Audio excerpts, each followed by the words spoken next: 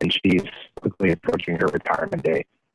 And why did you join Sergeant Shields, and what does it mean to you to serve this nation in the Army? When 9/11 happened, I was a freshman, and I remember the feelings I had, the sense of duty that I felt afterwards.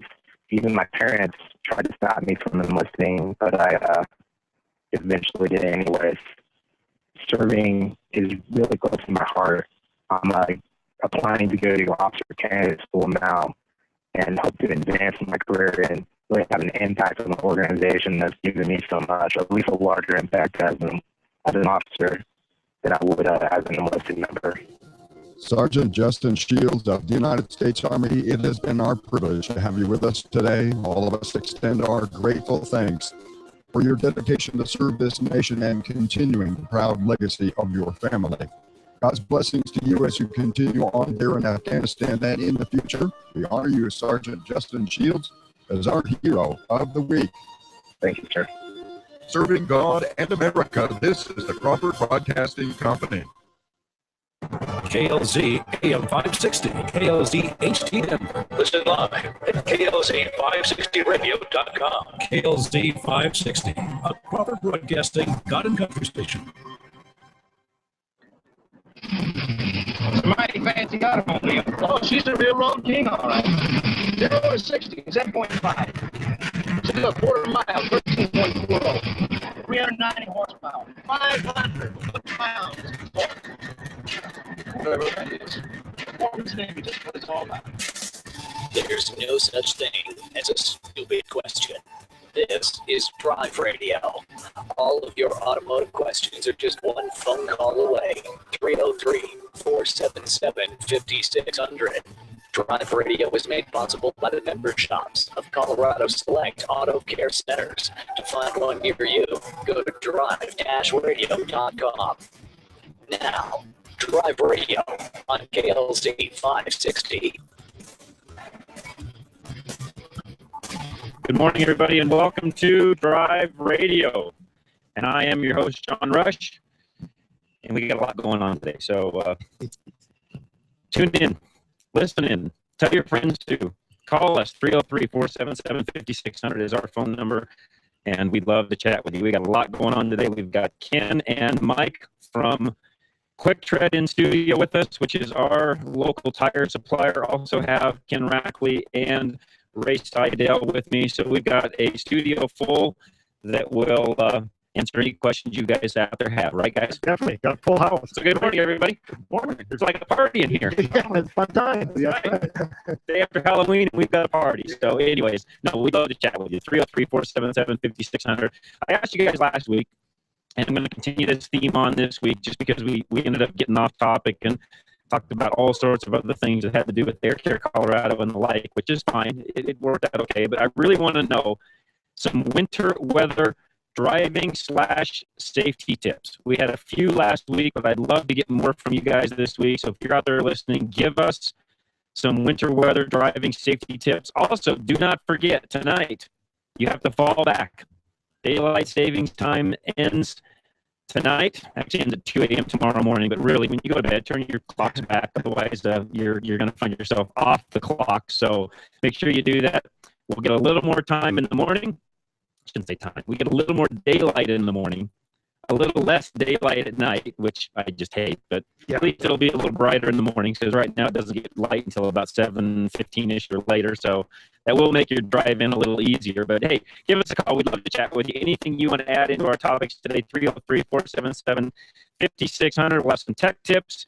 Again, I've got lots of stuff to talk about in regards to winter weather driving, tires. We've got our tire guys here with us today. So if you've got specific tire questions, we'd love to answer it. And I've got two of our best technicians in our Colorado Select Napa Auto Care group with us also today. We've got one line open as all already right now. So call us as soon as somebody drops off. We'll get you right on air at 303-477-5600. Arnie in Foxfield, welcome. What's going on today?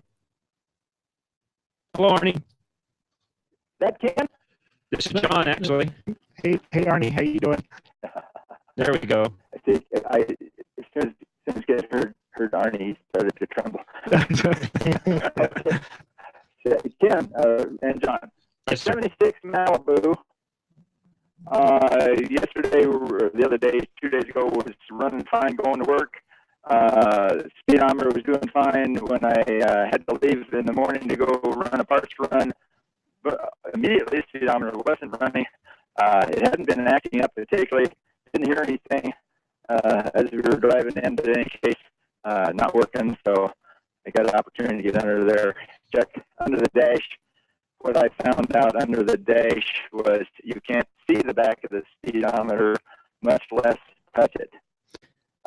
With all the stuff in the way, I got underneath and pulled the cable off the transmission, and I have the 5-inch long piece of cable that came out in my hand. So my question is, I think it's obvious, I've got to get at the back side of that speedometer to disconnect it, to pull the core out, to replace it. I would say before you do that, put that cable back up into the housing and spin it. If you can have two people, just watch. If you can spin that cable in the housing, see if the speedometer jumps at all. And if it does, then you know the problem isn't up there, it's in the transmission.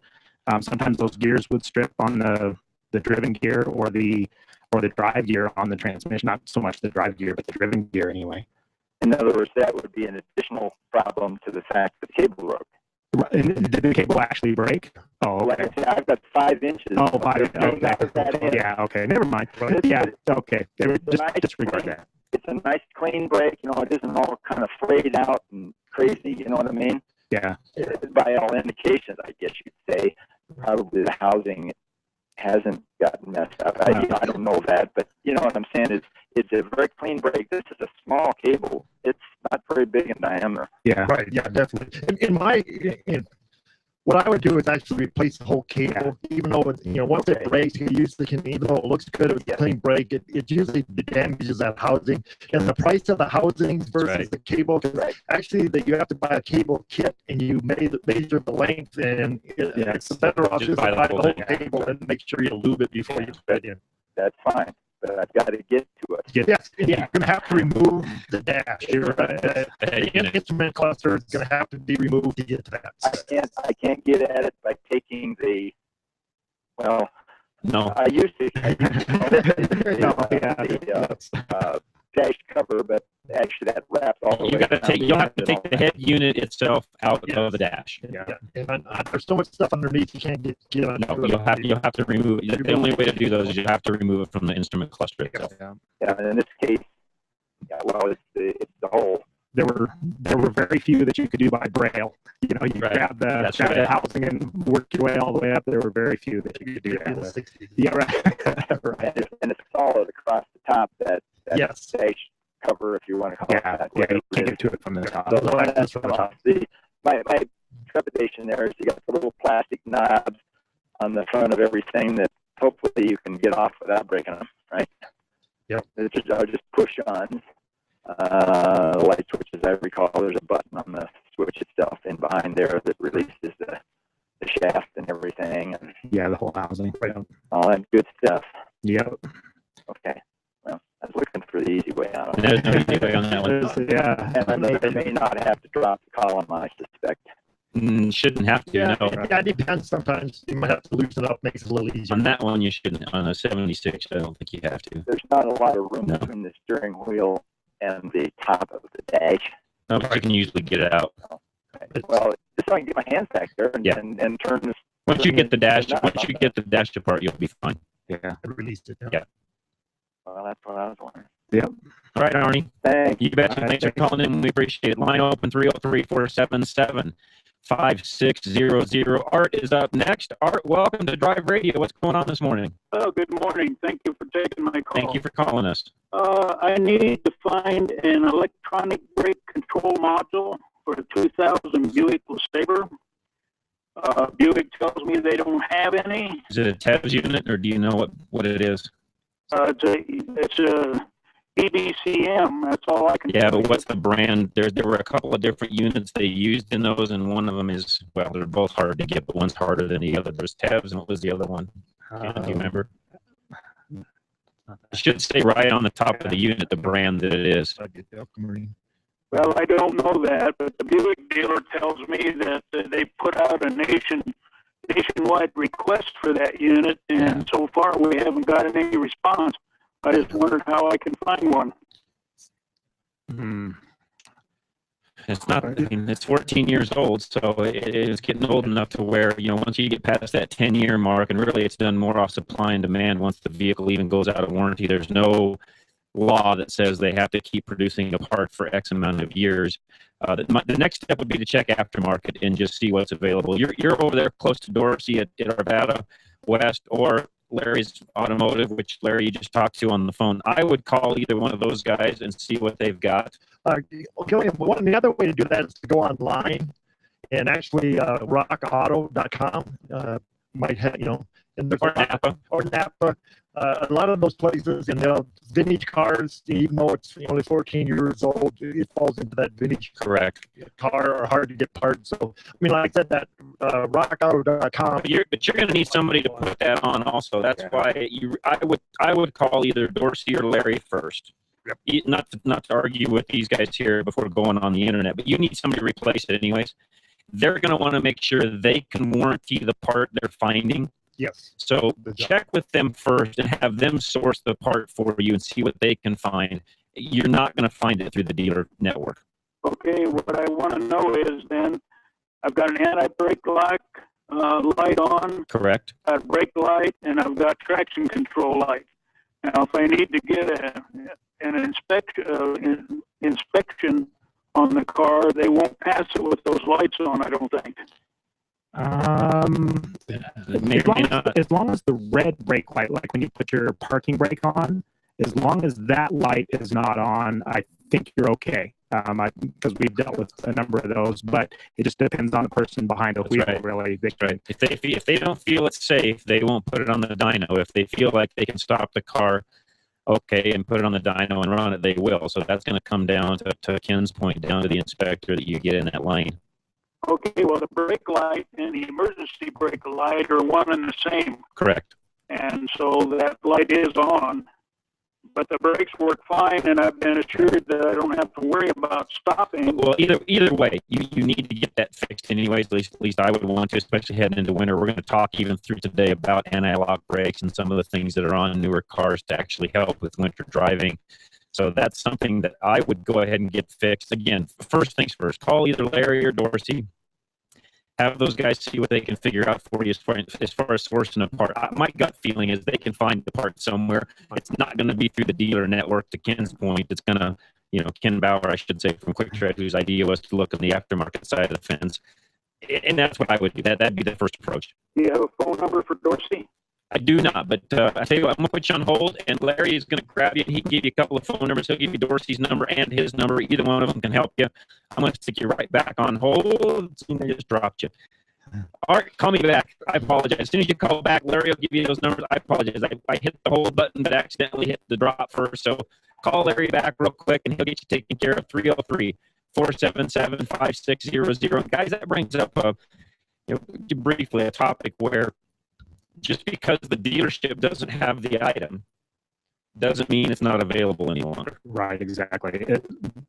Somebody manufactured that in the first place, and there's companies that remanufacture those other than and continue to supply the aftermarket, etc. Yeah, that's why you can still go to Napa and find I don't know, in some cases you can find parts for a 1954 Jeep.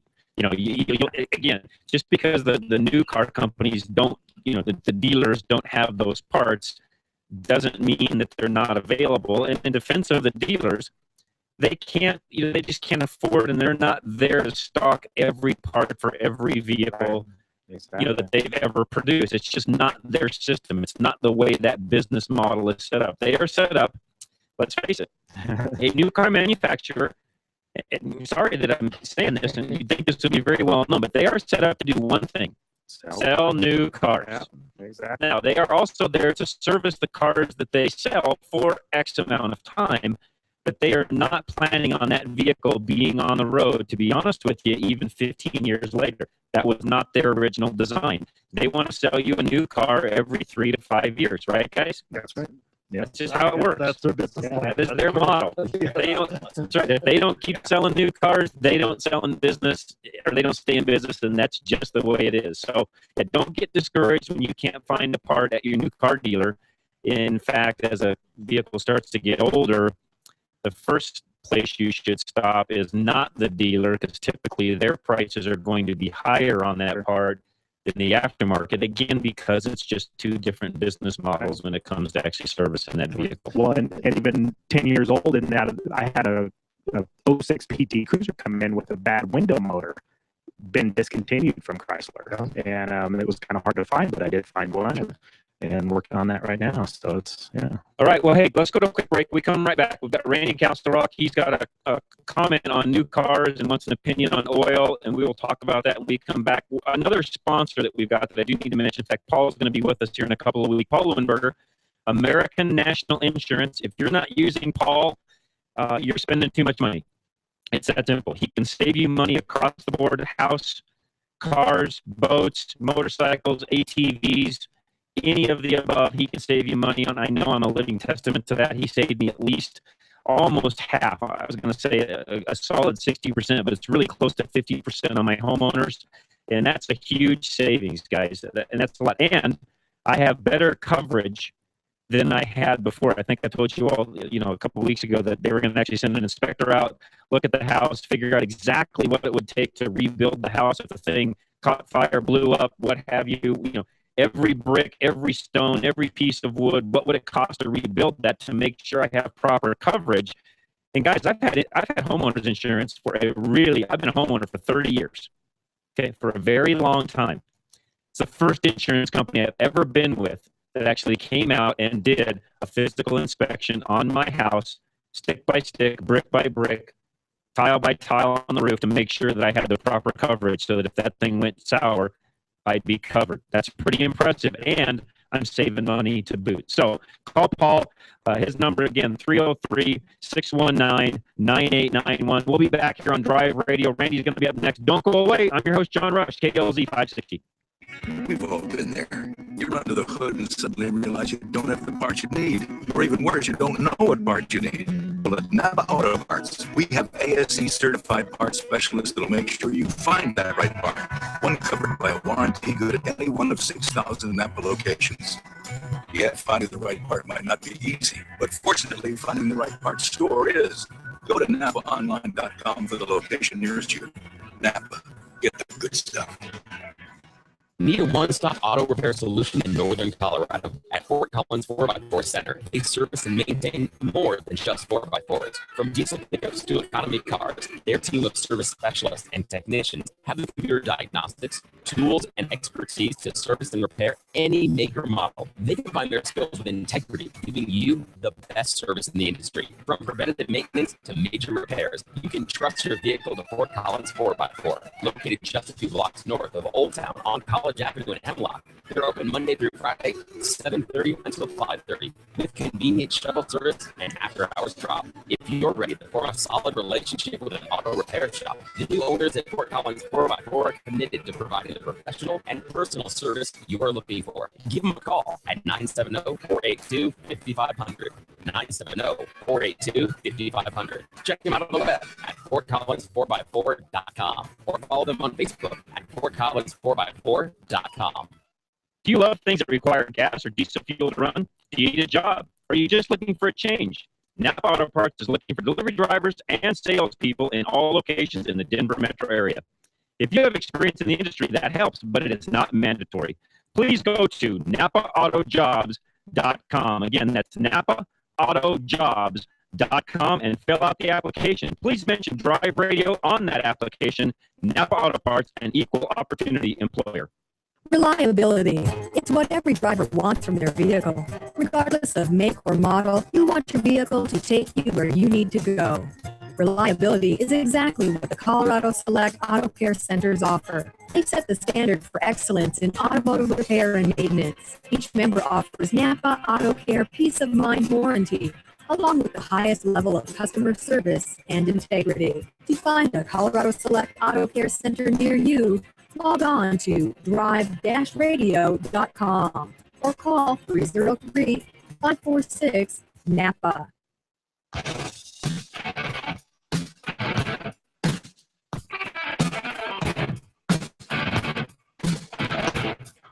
And we are back. Thanks for tuning in, John Rush. Drive Radio, KLZ 560. Again, around the table. If you guys are watching on YouTube, thanks for watching. We appreciate it. Our sound quality on YouTube, I'm still working on. It's not a studio problem. It's a software issue that I'm working on, and I'll hopefully get that fixed as we get a camera update is really what it boils down to. It's as everybody knows, Apple did a big update here lately. And in turn, the camera company that we use has not gotten that update out to coincide, and so our sound quality is not as good. So I apologize, but we'll get that fixed as soon as we can. But around the table to my left is Ken Rackley from TuneTech. Hello. Always good to be here. Always great having Ken in.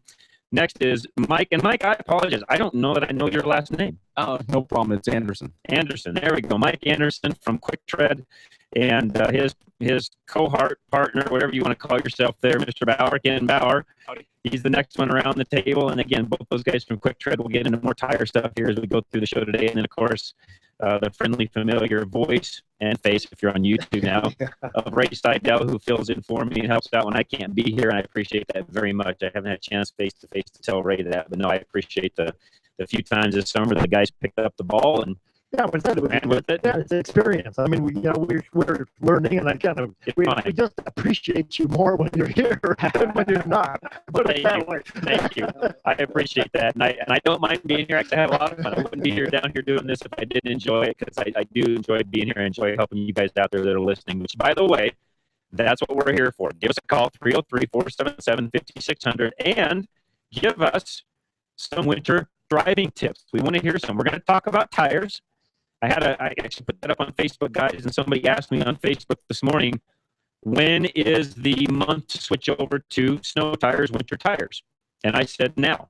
November is about where that's really the time to do it. So I responded quickly back and figured that'd be a good topic for today. So sure. November to put them on. And then I would advise you just watch as we get close to the end of the year. Typically, you can get them off of there in March, but you never know. Sometimes that can stretch into April, and you just never know. Some of our biggest, heaviest, wettest snows are in April. Exactly. So you never know. So you just have to kind of watch that. Now, I also will tell you that these first couple of storms of the year, typically the last couple of storms of the year, are more water-based snow, and there's not quite as much ice and things that you have to worry about that way. So the traction thing isn't quite as big. So if you don't get them done before the first snow, don't panic. You typically will have a little time, providing your current tires have good tread. However, here's the deal is folks who wait until the last minute to switch out the tires are going to be in for a rude awakening when it comes time to get a tire shop, get them in and that's right. Swapped out. Procrastination doesn't help in that end of things. Absolutely not. And to Ken's point, you're better off to be planning for it and prep on the front side. I talk about that all the time. This show, my show during the week, you either pay on the front side or the back side. So pay on the front side, get stuff done ahead of time. It makes things way easier than trying to be in there the day before a storm or the day of a storm trying to get that taken care of. So, yeah, I would say within the next week, I'd get that done, get those tires on, and get ready for winter. All right, Randy's up next. Randy, welcome to Drive Radio. What's going on today? Hey, John. I hate to start it out with a bummer here, but my winter tip would be, have your tires good all year round. And if you don't know how to find that wheel, don't drive. Yeah. I say that because 3 girls went to this trick or treat last night. Oh, really? I did not see that. Really? In California? Oh, that's too bad. That's too bad. And run, too. But, okay. I know you've driven a lot of cars. I wondered if you might have drove the 214 Chevy Cruze with that 1.8 liter. If you did, what's your impressions of it? I've not driven the 2014, but I think it was a 2012, and they haven't made a ton of changes in it. I like the Cruze a lot. That's a very great all-around car. It's small sedan. The car works fantastic. There's the reason that they've sold as many of them as they have, because the car just works fantastic. It looks good.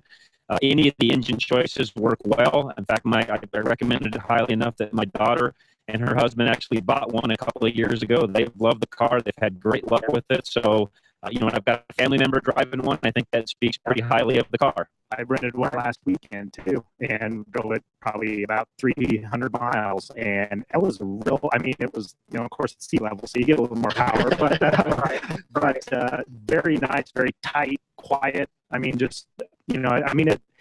Yeah. It kind of reminded me of, I mean, and they even have a little bit of Euro styling and stuff like that, but it's. Well, that's a worldwide car they've built. Yeah. And the two engine choices, Randy, that I would pick if it were me is I like the little turbo engine.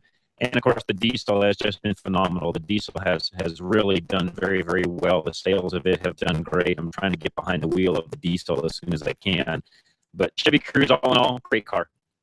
Okay. Well, I did get the 1.8. You know, I was looking a little bit more for, you know, savings. Right. So sure. Sorry for what you get your heads out. But you did fine. No, it's a great car. You've done fine.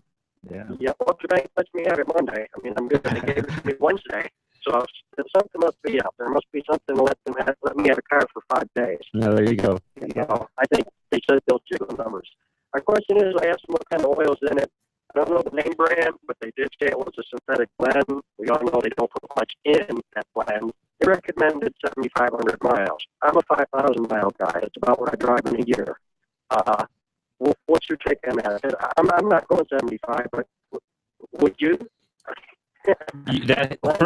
First of all, you have to run in an all-new Chevrolet since 2012, guys. Am I getting my year right? Since 2012, you have to run Dexos approved oil, which can either be a synthetic blend or full synthetic. I would run a full synthetic in the car if it were me. And changing it at 600 to 7,500 miles, depending upon your driving style with full synthetic, you'd be fine at that. Does that one have the oil monitor life on it, Randy? Yes. It does, and they won't touch it until you get down 20%. But my point was, I'm a 6,000 mile guy, more than 5,000. And that's with full synthetic. They want me to go 75 on a blend, and I'm not going to do it. And I just wondered, you know, am I throwing money away, or am I doing the right thing? It's not that you're throwing money away. You're probably being, you know, a little bit overly cautious, which is fine. I mean, you don't need to change it to 3,000 miles. Don't let anybody out there tell you that. You just don't have to do the 3-month, 3,000 mile interval. If you changed it biannually, depending on how many miles a year you drive, I would just put it on a 6-month schedule. And when you get to that point, change it no matter what miles you really have. I think you're driving enough where a biannual oil change would be fine for you. Right. Probably about 5,000 miles a year if I drive just one vehicle. I just think 75 is pushing the blend. And if you're doing only 5,000 in that one vehicle, then you're an annual oil change a year guy. Right. So that's going to be about 5,000 miles. Yeah, and that's fine. And again, I wouldn't go anything over a year on any vehicle. I don't care if you're putting 1,000 miles a year on the car. You still need to change it annually. Yep. And I like your oil filters, but when are you going to get an air filter to match? K&N type air filter. I don't know if K&N's got one out for that Chevy Cruze or not. Have you looked at their website to see if they do? I mean, when is Napa going to put like a platinum air filter out so that I can get I have no idea. And no offense, I would use K&N's drop-in element as a, you know, again, just not because they're a sponsor, because that's just a better choice of an air filter rather than even trying to go to a high-end Wix or a platinum or whatever you're going to use from Napa. Not to take anything away from the Napa filter, but you'll save money over time using K&N's filter. air filter? A special oil for that cargo, you said. It has to be that dirty oil? It has to be Dexos approved or it'll void your warranty. Yeah. It's like I can't cook Astro or anything? Or... As long as it's Dexos approved. Yeah. It'll say Dexos right on the label. Yeah, right to the General Motors website. They list all the oils that are approved. And by the way, the oil companies do too. If you go to mobile site, they'll show the Dexos approved. If you go to Chevron's, if you go to Quaker State Pennzoil, they will all show you which oils they have that are Dexos approved. Okay, not Dexos 2, just Dexos. Just Dexos. D-O-X-O-X. Or I should D-E-X-O-S. Yeah, right. Can't talk this morning. Thank you very much, guys. You're very welcome, Randy. Appreciate the phone call. Let's see if we can get one more call in before we go to our next break. Joe in Denver with the Ford Focus. Joe, welcome to Drive Radio. Hi, I listen to you guys quite a bit. A few weeks ago, you spoke ill about Ford Focus, and that's the worst car I've ever rented. how about as far as just being honest, reliability and all that? And I think new car. As far as reliability goes, you could go look at Consumer Reports or any of the websites and really get a rundown on how reliable the car is. I don't think reliability wise it's got anything that's different than anybody else. Everybody right now has got good cars with problems. There's recalls. In fact, I just put about 6 or 7 up on Drive Radio's Facebook page today. So everybody's got issues going on no matter what company you're talking about. I just did not like the feel of the car. I didn't like the way it drove. And this car had about 25 to 30,000 miles on it, which is a lot for a rental car. But the nice thing about that versus me just driving cars that have typically a press car has 5,000 miles or under on it, this one having 25,000, and yeah, they're beat. You know, a rental car gets beat, but it gives you a really good idea of the quality of that car several years down the road. This car was a couple of years old, 25,000 miles, and I just, after driving that car, I wouldn't own one. Sorry, I'm just sorry, Ford Focus. I wouldn't buy that car, just me personally. What would you consider a good alternative in something in that range? I mean, as far as Well, we just talked about the Chevy Cruze, which, by the way, I even like the styling of, and it's got a little more interior room and does just as well fuel economy-wise as the Ford Focus does. Toyota's got a small car that matches that. Nissan's got a small car that matches that. I mean, we could just go down the list. You know, they all have cars in that subcompact market, which is what's that called? Which, by the way, right now is a very, very hot market. You know, Toyota Corolla is one that fits into that. You know, the Nissan. What's below a Sentra, right? Altima and Sentra's below that, and they're all great cars. I'm not taking anything away from Ford. That rental car I drove on a lot, and by the way, I was in two of them in the same day because the first one was really a hunk of junk. So I took it back and said, "Look, give me something that at least doesn't shake going down the road." Went back, got a second one. It was a little bit better, but I'm thinking, man, if these are that problematic at 25,000 miles in a rental car fleet, why would I own one? I see. How about the Prius? Prius is a good car. I mean, they wouldn't have sold the gazillions of them they sold if they weren't. What would I be looking for as far as, buying a used one? Is it the batteries? Yeah, you'd want to make sure that a Prius type facility that understands the hybrid technology, the battery life, etc., understands that car. But typically speaking, you're going to do something with the batteries at the 100K mark roughly. So if you're getting upwards in miles on a Prius, you're going to be getting closer. We're actually going to have Randy Hunt from Toyota. He'll be on with us the week before Thanksgiving. We'll talk more with him about some of that because that's a pretty hot topic. Okay, well, thanks a lot for your time. You're very welcome, Joe. Thanks for calling. Again, not trying to diss the Focus. As a car that I rented, and I rent a lot of cars. I mean, I travel quite a bit and rent cars here and there and so on. And even my wife's comment was, who would buy this car? And, that's being pretty hard on a car. And, did it get us around? Did it get us from, point A to point B and so on? Yeah, it did, but I've rented better cars. Let's just put it that way. To Ken's point, the Cruze that he rented, and the dumb thing was, I think it was a Chevy Cruze that was sitting next to this Focus, and I thought, well, it's just a car. I've never been behind much. Let me hop in it and I'll drive it and give a little idea what it's like for the week. And I did. And I wish I'd had the Cruze when it was all said and done. So, guys, again, not trying to badmouth the Ford folks. A lot of folks are going to call in and say, oh, it's a great car. I love it, etc. Well, maybe you do, but I didn't. Yeah, I said basically most of the cars are about the same. It's kind of your personal preference. And for us, it seems the repairs on the Focus, a little more expensive than some of the cars and maybe a little premature, but it's what you like. That's right. All right. With that, let's take a quick break. We'll come back. Kenny has some driving tips for us. So that'll be the third Ken on the show. That's all right. We'll make that work. So Kenny, hang with us. We'll get to your driving tips in just a moment. Again, I'm your host, John Rush, Drive Radio, KLZ 560. Having transmission problems? Stop by Larry's Automotive today. We're your only Colorado Select Auto Care in North Denver that also specializes in automatic and manual transmissions. We're a family-owned small business taking care of your family-owned fleet of cars, trucks, and SUVs since 1994.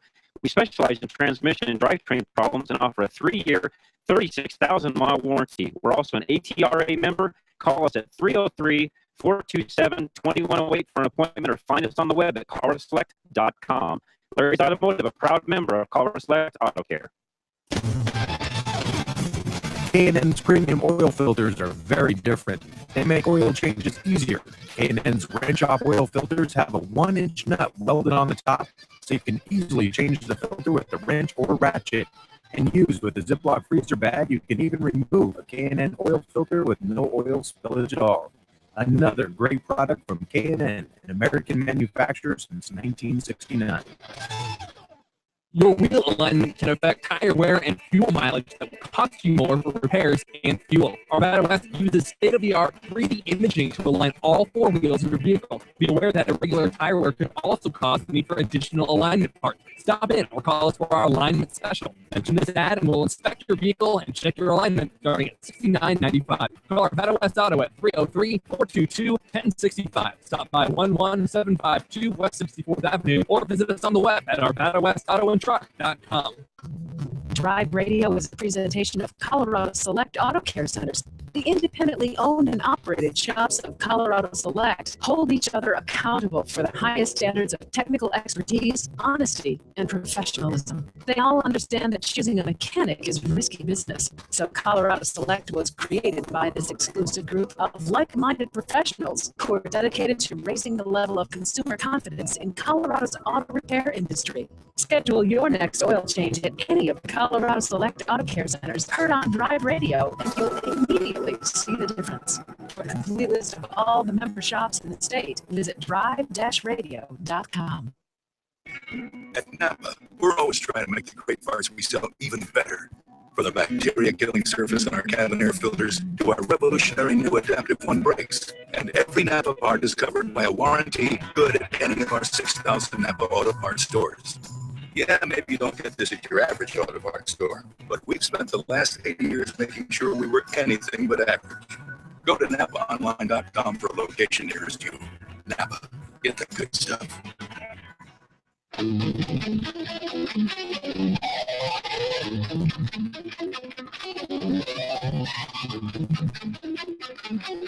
All right, welcome back, John Rush. Drive Radio, KLZ 560.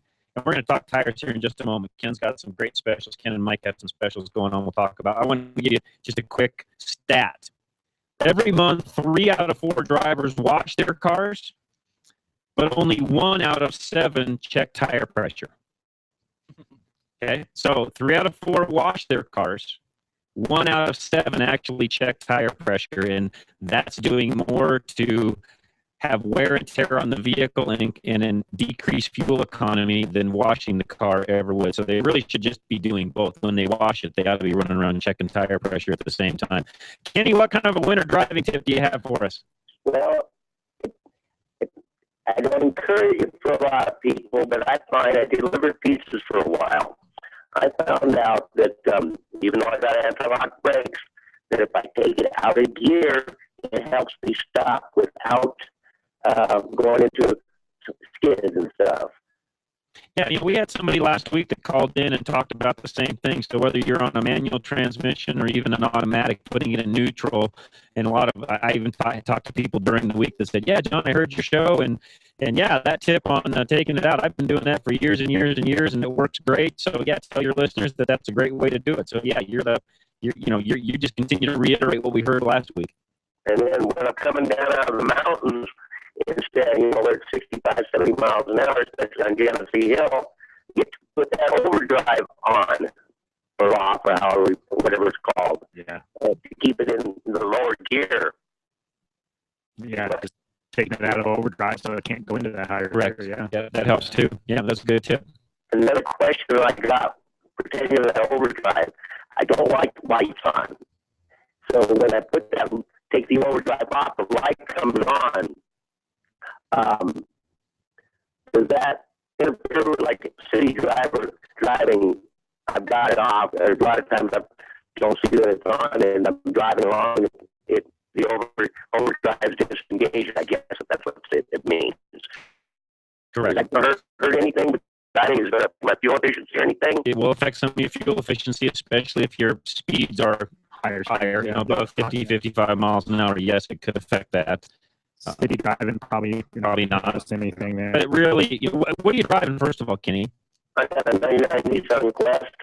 Yeah, that's a car that, it probably isn't going to matter one way or the other if you leave it in or out. If you are, if you've got more passengers or you've got more load in it, and keeping it out of overdrive at some of those lower speeds might help you. But again, once you get above 55, 60, you're going to want to use overdrive. Okay. And then one other driving tip. When you're going into a school zone, put it down in second, lower the gear. That way you can tell if you're revving your motor and speeding. Oh, that's a good idea. Yeah, and I see people speeding through school zones on a routine basis. So yeah, that's a hot one for me, Kenny. Christian, Kenny, thank you so much for calling in. By the way, line's open. Call us. We'll get you queued up. We're going to talk about tires for a moment, but call us. We'll get you right in. Winter driving tips, questions, comments, anything you want to talk about. That's what we're here for. 303-477-5600. Okay, guys, let's talk about tires. I just gave you the tip a moment ago about how often people actually check tire pressure, which as I'm on the road way more than I used to be these last 5 or 6 months, I notice a lot more things than I used to. One of them being people do not check tires as often as they should, do they, guys? No. So I don't know how we change that. I'm not sure that we do. In you guys' case, you just keep selling tires. But what's going on in the tire world? Is there anything pertinent that we should be telling people as far as specials that are coming up, or we just talked about now's the time to change over that winter tire. And I know the last time you guys were on, because I listened to the podcast, you guys talked a lot about what's the difference between a winter tire versus a summer tire. We could still get into some of that today if we have time. There is a big difference even between a winter tire, snow tire, if you would, and an all season, which there's a big misconception. I think most people think, well, it's all season, I'll be fine. If you're really going to be driving in a lot of deep, heavy snow on a regular basis, they're not one and the same, right, guys? Correct. All right. So what do you guys have right now going on? Tell us about, first of all, tell us, you've been on one time is all. Tell us about QuickTread, how it works. Tell the listeners how that part of it works. And by the way, I should remind you guys, mic closer if you can, just so that you're not having to yell at it. And these are pretty sensitive. That way, if I'm talking, they don't pick up the ambient noise around you. So just remember that. But tell us about what's going on with QuickTread, how people can get a hold of you, how your system works differently than the typical tire store. A lot of us inside the Colorado Select group are using you guys. Talk about how that works. Sure. So thanks for having us on. So QuickTread is the tire shop on wheels. So what sets us apart from everybody in town is the fact that we are a 100% mobile tire shop. So we've got a box truck with a state-of-the-art self-contained tire shop right inside of it. So we'll come right to your home, right to your workplace, and take care of your tires right there. Unlike a regular shop where you've got to either go over there and sit in a waiting room for a couple hours, or get a friend to take you, drop off your car, and come back later on. You don't need to owe anybody any favors. We'll come right to you and take care of your car right there in your driveway. So we've got pretty much every line of tire a person can come up with. We have access to through our suppliers. So we sell everything from the major brands to some very high quality private label brands that are cost effective yet fantastic tires. And we've got state-of-the-art equipment. So mounting and balancing is a piece of cake, and in the thousands of tires we've installed, just as a testament to the technology and how well it works for us and how we've kind of perfected the mobile model. In the thousands of tires we've installed, I can't think of a single instance where we've had to come back out and rebalance a tire. Not one. And that's good testament to Mike and the hard work and attention to detail that he puts into what he does every day. So again, I'm going to act like the person out there in the airwaves listening. So I'm going to act like our listener. You pull up in a truck, a van, semi, how does this work when you actually pull up into the front of my house or my place of business and you come to do tires? I mean, do you have all of the lifting equipment to get the vehicle lifted up? Do you have to use my jack that's inside the car? How does all that work? Yeah, so from the moment we pull up, we try to find a spot that we're going to have a little bit of room to work, but we don't need much. We have all our own jacks. And it's pretty simple, really. I mean, the things that we need are jack and impact wrenches to take the tires off. And so we just need to get close enough to the vehicle to do that. We take them off, and we do all the work out of the back of the truck. So all your machines as far as tire balancer and tire machine and compressor and all of that, that's all. You must have like an onboard generator and all that to run all the equipment, and everything's intact. So you just roll everything in and get it done and put it right back on the car. You got it. And usually for most small cars and trucks, we're in and out within 30 to 40 minutes. Okay. Bigger trucks and dualies, obviously that might take a little bit more time because there's some more labor involved, but we make it pretty quick and easy. And most customers, they really take a few minutes on the phone with us figuring out what tires they want. So maybe 5-10 minutes of phone time and maybe 5-10 minutes of talking to us. And really that's all the time they have to invest in getting their tires changed. We make it as quick and as easy as possible. So it really should be called painless QuickTread. That works. Because really you're taking the pain out of what you normally would have to do going to the tire store, or even going to a regular shop like Horace Select, which again, a lot of the guys will do tires, but guys, these guys don't mind me saying this. They're not in the tire business. They're not tire stores. They'll sell some tires. They'll do it while your car is in there for service. But if you're just popping in to buy tires, that's just typically not, because I know I owned one for almost 30 years, and we weren't a tire store either. We would take care of the customer. We would do tires as needed, but we weren't advertised as a tire store. And guys, no offense, and I think, Ray and Ken, you guys chime in on this, Ken Rackley, it was hard for us to get one in and out in 30 minutes. Oh, sure. Well, yeah, we don't do tires. This Ken comes in real handy for that. He can come right to our shop, do it all. I don't have the equipment. He does. That works out great. Now, I also will tell you guys that are listening, if you're a regular Colorado Select facility user, so you use one of our facilities on a regular basis, you're one of our regular customers, chances are Ken and Mike are going to be the guys that are supplying that tire in the future, which is a good thing for us because, again, it cuts down on us having to have another person that we employ, having a lot of extra equipment around. Space is limited anymore. We've got so much other equipment now that you need to have inside the shop, that having all the tire and balancing equipment that you need, it's much easier to just pick up the phone, call Ken and Mike, have them come out and actually do it at the facility. The nice thing for you all is it's still seamless just like it was before. The additional thing, though, that we can now do is, let's say that's all you need are tires. You just went in, everything else has been taken care of.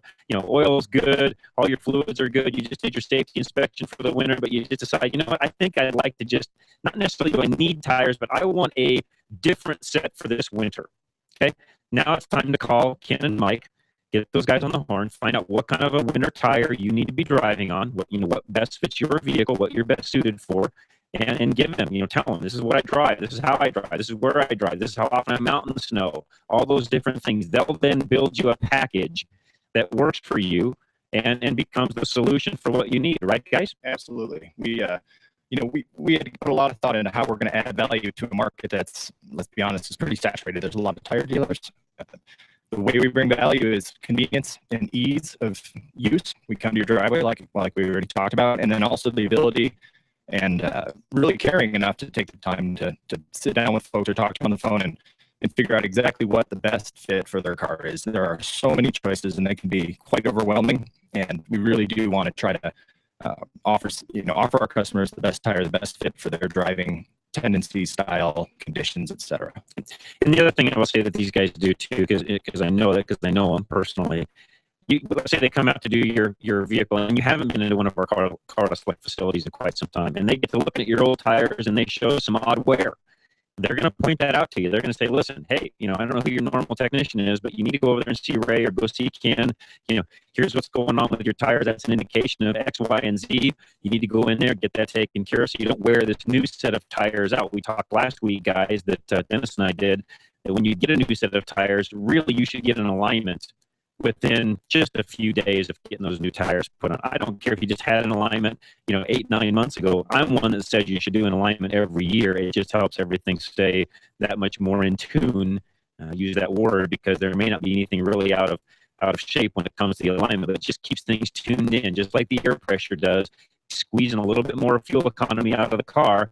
And it's going to make those new tires last that much longer. And you guys don't do that on a mobile basis. No, most tire shops don't do an alignment or have an alignment service. When you look at the big guys, Discount and Big O, they don't even align. Big O may, and in some shops, the Discount doesn't do alignments. Really, that's left, just like anything else, is left to professionals with very, very specialized equipment. And alignment is a highly technical process. It is. So, knowing what to do, knowing how to reshim it and readjust if it needs that. That's typically where you now have to get into a technician that even understands the equipment they're using. All right, we come back. Don't go away. We're going to talk about some specials that these guys have. So don't go away. You're going to want to hear that. And again, you want to use these guys. 720-588-9055 is their number. Quick Tread is the name. By the way, they're on our website. Just go to drive-radio.com. You can check them out there. You guys just put a new Facebook page up this past week. Is that right? Or did some updates? It's up for a while, but it's actively being updated. Yes, sir. Awesome. So, and what is that?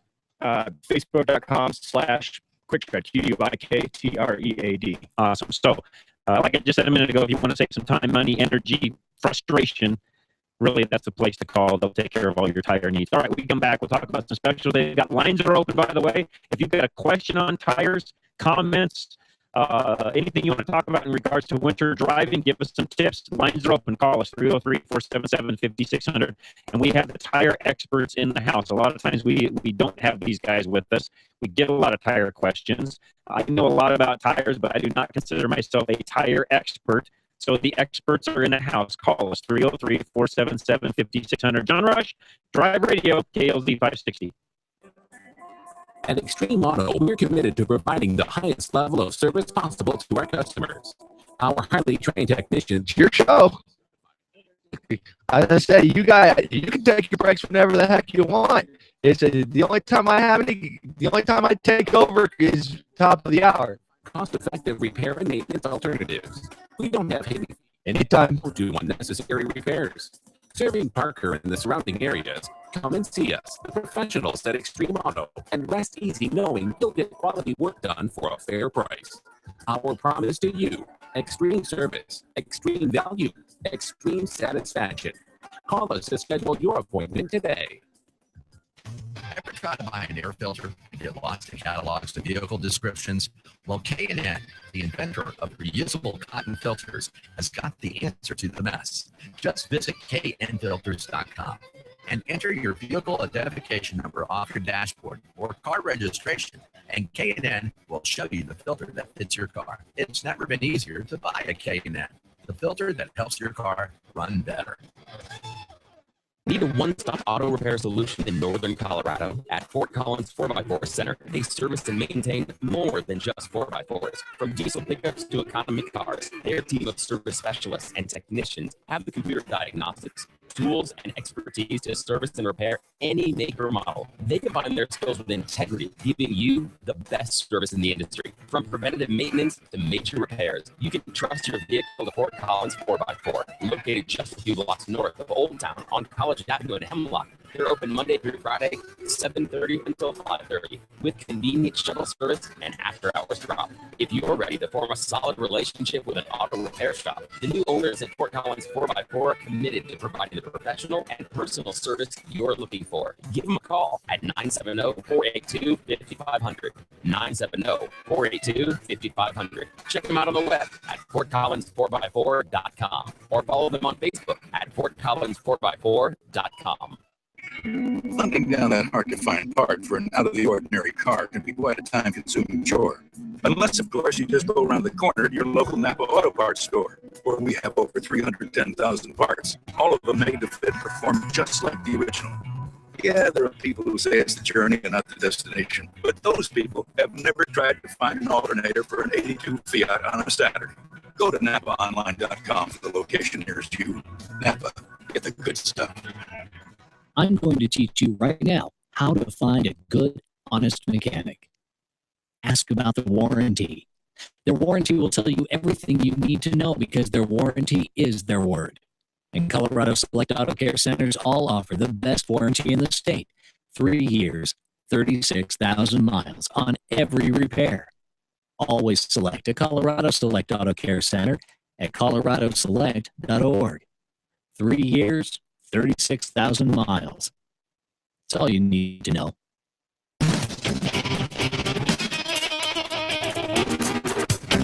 Do that next week. All right, I'm back. Sorry, we're going to open the window here. The next door, the shades up next break, so I should have jumped up and done that. I apologize to my studio folks here. I'm not a very good host. I didn't open the window shades this morning. I should have, but we'll do that. It's for the camera. Yeah, it's not. I like a view, so we need to do that in a minute. I hope you guys are all enjoying your day out there. Lots of activities today, Halloween weekend, which I'm not a huge Halloween fan, so that's probably why I didn't mention it much, even on my show yesterday. But yeah, there were trick-or-treaters out last night.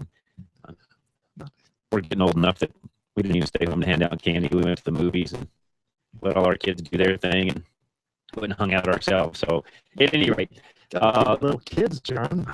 You know, I live in an area where there's not, it's pretty dark, not a lot of street lights, so we don't have a ton of trick-or-treaters. If we get one or two, we've done really well. It's funny how our neighborhood works. A fire goes out, and we have one carload of people that come up to the house, and they pretty much give us a time frame. And so all the candy goes at one ring. That's nice. Yeah. Yeah. That's all right. Pretty good. Yeah.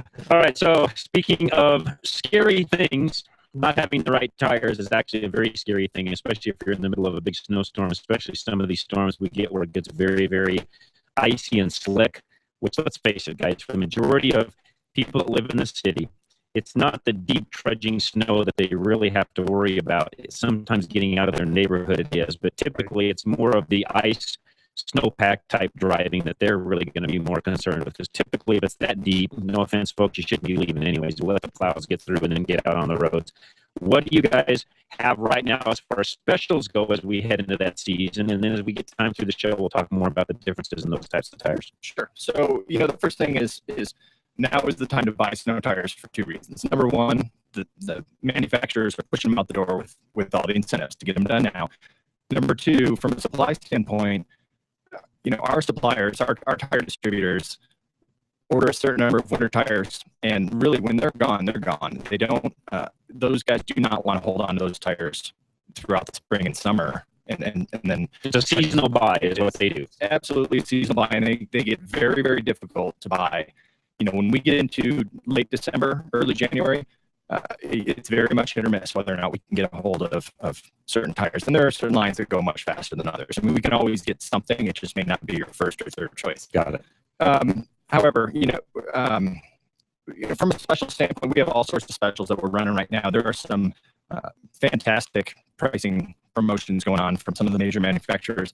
One that comes to mind, I mean, some of the more popular sizes we see, 265, 70, 16 is the quintessential SUV and truck size. And we get 6 to 10 calls a day sometimes for that size alone. Right. That's the one you're going to find on all your Suburbans, all your Chevy pickups. Right. Pretty much anybody with a 16-inch wheel that's an SUV or truck. Mastercraft Corsair, which is a phenomenal winter tire. Right now, we're moving those out the door in 265, 70, 16 size for $108, which is that's cheap, ridiculously cheap. Wow, that's a really good deal. It is, and so folks, I want to reiterate that because Ken knows I buy a lot of tires as a fleet, and $108 on a 16-inch tire, that's cheap. Very cheap. That's really cheap. Typically, you're going to be in the 150 to one. Even my fleet prices, I'm typically 145 to 170 on that tire. So that's a huge savings on a 16-inch tire. That means you can almost put a set of tires on your full-size half-ton Chevy, GMC, Ford, Dodge truck for under $500. That's a really good deal. It is. Another one, 235, 75, 15-inch wheel.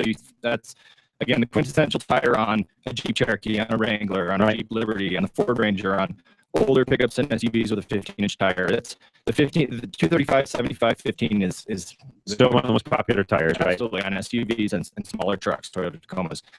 This is not a snow tire, but the Goodyear Wrangler RTS, which is a phenomenal all-season tire. For somebody who says, I just can't afford or don't want to go the snow tire route and switch them out, this is a good way to go for the full year.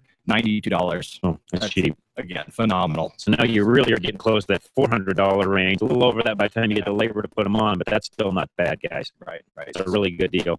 It's a good time to buy tires. Yeah, when you can buy folks, when you can buy tires for under $100 a pop, Ray and Ken know what I'm talking about. Ken Rackley know this. That's a good deal. Yeah. Oh yeah, definitely. I mean, the tires go with the way the oil prices have. That's right. I don't know how that went. They're That's coming right. out now, but Which means, by the way, even if you're getting skinny on a set of tires for summer, buy tires now because you don't know what oil prices are going to be next summer. Use get a snow tire on it now, or winter tire, I should say. Run that through the winter. Go back to your summer tires. Get the rest of the life out of those if you need to. See where oil prices are down the road because you got to these guys' point that has a lot of effect on it. All right, let's do a quick phone call before we get to the top of the hour news break. Junior is up next. Junior, what's going on? Good morning. Good morning. Yeah, I had a question about the thermal, the battery. Yes, sir. Additive. Now, when are you supposed to put that in, and how old of a battery should you not put it in, and what does it do to the battery? Okay, what's the advantages? Sure, Junior. Great to talk to you. This is Ken with QuickTread, and we are the exclusive thermal oil distributor here in town.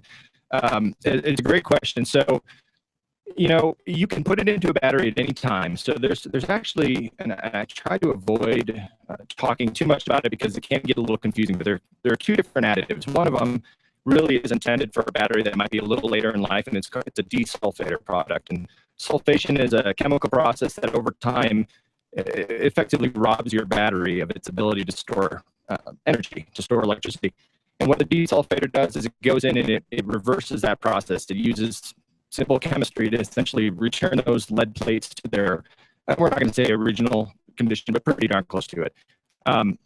That product will also then prevent corrosion and sulfation from occurring in the future. That really is a great way to go for an older battery.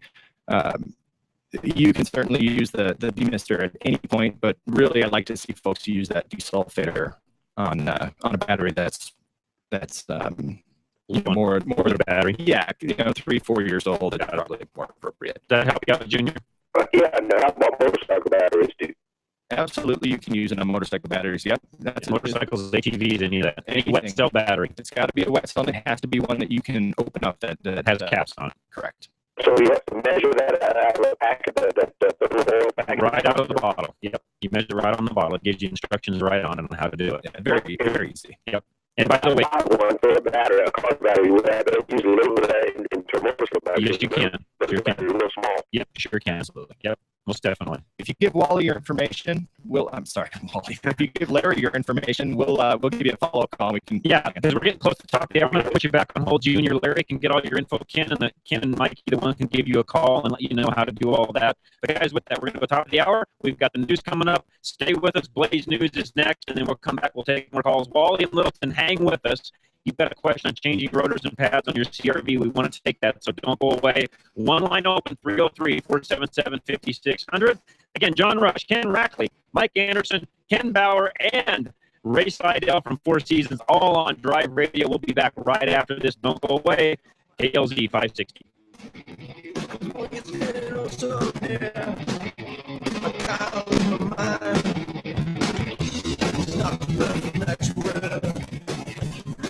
Still haven't had enough? Go to drive-radio.com. Email your questions and comments. Download previous programs and find lots of useful information, including your nearest Colorado Select Auto Care Center. That's drive-radio.com. Thanks for listening to Drive Radio, sponsored by the member shops of Colorado Select Auto Care Centers on KLZ 560. Drive Radio is a presentation of Colorado Select Auto Care Centers. The independently owned and operated shops of Colorado Select hold each other accountable for their highest standards of technical expertise, honesty, and professionalism. They all understand that choosing a mechanic is risky business. So Colorado Select was created by this exclusive group of like-minded professionals who are dedicated to raising the level of consumer confidence in Colorado's auto repair industry. Schedule your next oil change at any of the Colorado Select Auto Care Centers heard on Drive Radio, and you'll immediately see the difference. For the complete list of all the member shops in the state, visit drive-radio.com. Hi, this is Scott Watley. Join us every Saturday afternoon at 1 p.m. for Sportsman of Colorado. Hunting, fishing, camping, guns, and ammo. We'll get you ready for the big game late rifle season, upland bird hunting, and tips on making your next waterfowl hunt a success. Check out our website, sportsmanofcolorado.com. If you love the outdoors, you'll love Sportsman of Colorado. Sportsman of Colorado, Saturdays, 1 to 2 p.m. right here on KLZ 560. KLZ AM 560, KLZ HDW. Listen live at KLZ560radio.com. KLZ 560, a Crawford Broadcasting God and Country station. This is the Blaze Radio News. I'm Brad James. He's in very good spirits. He's had a tough ordeal. He's had close to 8 months, but now he's free. That's former Governor Bill Richardson of New Mexico. After 7 months in a Mexican prison, Sergeant Andrew Tamarisi is back in the U.S. The Marine being released Halloween night, boarding a private jet for Florida shortly after 9 p.m. after a strong diplomatic push convinced the judge to release Tamarisi on humanitarian grounds as the Marine is suffering from PTSD. With reaction, former Republican Governor Mike Huckabee. First of all, the President of the United States should have picked up the phone 7 months ago, called the President of Mexico and said, Mr. President of Mexico, you let that young man out of prison today. We'll come pick him up. Huckabee speaking on Fox and Friends. A congressional hearing in September blasting the Obama administration's efforts to get Tamarisi released as Mexico refused to let him go. This is news on the Blaze Radio Network. Everyone is making the switch to the Blaze to make it their source for the truth. Why not make it your source for the truth? Make theblaze.com your homepage for news that the other outlets won't even touch. Subscribe to The Blaze TV at theblaze.com/TV or on Dish Network and get access to original programming like For the Record, the show that exposes what's really going on that the government doesn't want you to know. And Real News, the daily conversation on the topics of the day that matter most. Check out the Blaze Radio Network at theblaze.com/radio with original shows like Buck Sexton, The Morning Blaze with Doc Thompson, Pat and Stu, and Jay Severin. Or if you need something to hold in your hand, subscribe to the Blaze magazine. So basically, anywhere you need to go, you can take the truth with you by taking the Blaze with you. This is the Blaze. Truth lives here. So just to recap, anywhere you need to go, you can take the truth with you by taking the Blaze with you. Find out all the ways at theblaze.com. You've been listening to the Blaze Radio News on KOZ 560. Freedom 560 with Ken Clark. Weekdays at noon on KLZ 560. Somebody fancy out of money. Oh, she's a real road king, all right. 0 to 60, 7.5. She's got a quarter mile, 13.4. 390 horsepower. 500 foot-pounds. Whatever that is. Warmest in it, that's what it's all about. There's no such thing as a stupid question. This is Drive Radio. All of your automotive questions are just one phone call away. 303-477-5600. Drive Radio is made possible by the member shops of Colorado Select Auto Care Centers. To find one near you, go to drive-radio.com. Now, Drive Radio on KLZ 560. All right, and we are back. In fact, we're back, I should say, second hour. If this is Saturday, which it is, if this is Saturday, what a dumb thing to say. If it's a Sunday and you're listening, you just tuned in, thank you so much. I appreciate that. We are rebroadcast on Sundays from noon to 2, our second and third hour of Drive Radio. So that means you missed the first hour. What I have been doing for you Sunday, folks, is I try to get our podcast up as quickly as I can so that on Sunday mornings, if you want to listen to the first hour and then tune in live or however you want to do that, or if you missed it and you're listening, you want to come back and catch that first hour, I'll have that up later today where you can actually listen to that and have that first hour. So if you're listening on Sunday, I thank you so much for doing that. Just remember, there's no one here to take your call. So when I ask for your calls, that's great. You just can't call in if it's a Sunday. We do appreciate you listening on Sunday. We know we have lots of Sunday listeners because they can see from the call logs that the phone rings while we're not here, but there's nobody here to actually take that phone call. So again, we do appreciate you if you're listening on Sunday. And if it's Saturday, which it is today, it is Saturday. Call us 303-477-5600 and we'll get you right on air. Again, 303-477-5600. But for you Sunday folks, those of you that are just tuning in studio with me, is Ken Rackley from TuneTech, Mike Anderson from Quick Tread, Ken Bauer from Quick Tread. So the Quick Tread guys are here. And also I've got my great friend Ray Seidel who fills in for me a lot when I'm not here from Four Seasons. So guys, thanks again and welcome. I know I said that once, but for our Sunday listeners, yeah, great show. Let's gotta let them know that you're here. We're here. Yeah. So again, we're talking tires, all sorts of things. We'll continue to talk about that through the show. One line open is all 303-477-5600. Before we get to Wally, I do need to make a quick announcement that Larry just reminded me of, and this is a big deal for my daily show during the week, Rush to Reason, but voting season is upon us. In Colorado, we no longer have a voting day. It's voting season. Ballots have been out now for the last couple of weeks. They all need to be turned in by Tuesday, the 4th. You cannot mail them. Correct. It's now too late to be guaranteed that they will actually get in and get counted. So you either have to take them into the voting precincts where you can actually, your drop-off locations is what I'm trying to say, and those are all listed, by the way, inside of your ballot. You can take those and drop those off. That's what has to happen now. Just beware of this, and do not let this happen. You will find people going door to door to collect your ballot. Do not turn your ballot over to anyone you do not know, i.e. a family member, a son, a cousin, a brother, your best friend. If it's not somebody you don't know, do not turn your ballot over. There is what they call ballot harvesters, and your ballot is liable to never get made to where it's supposed to go. Or it's liable to get changed. In other words, they can go take a blank ballot, refill it out, slip it inside your sleeve, and turn that in. That's called ballot harvesting. Do not hand your ballot over to anyone. And yes, please vote. This is a very critical time for us in the state of Colorado. Any of you that listen to me during the week know exactly what I'm talking about. I won't get into that today, but just go out and vote. I won't tell you how to vote on this show, but make sure you vote. And from this point on, if you haven't turned in your ballot, you have to do it physically. Go ahead, Ken. I was just going to say, one of the changes in this election is that you can actually drop your ballot off at any place within your county. Right. That's right. To be just your precinct. That's right. And those places are all listed in your ballot package. There'll be in some cases 10 or 12 places to actually drop those off. Exactly. Correct. Yes. Yeah. So any place in your county. And one thing we should mention, I'm not a fan of this, but it is law now. Thanks to some folks last year, you can do same-day voter registration. So even if you haven't registered yet, you say, I don't even know if I can vote. Go down, as long as you're a legal resident of the state of Colorado and you live in one of the counties that you can actually, all of our counties are voting in. My point there is there's some things going on that we won't talk about on this show, but just make sure you go down. You can register the same day and you can get a ballot handed to you and vote. Just do it where you live, please.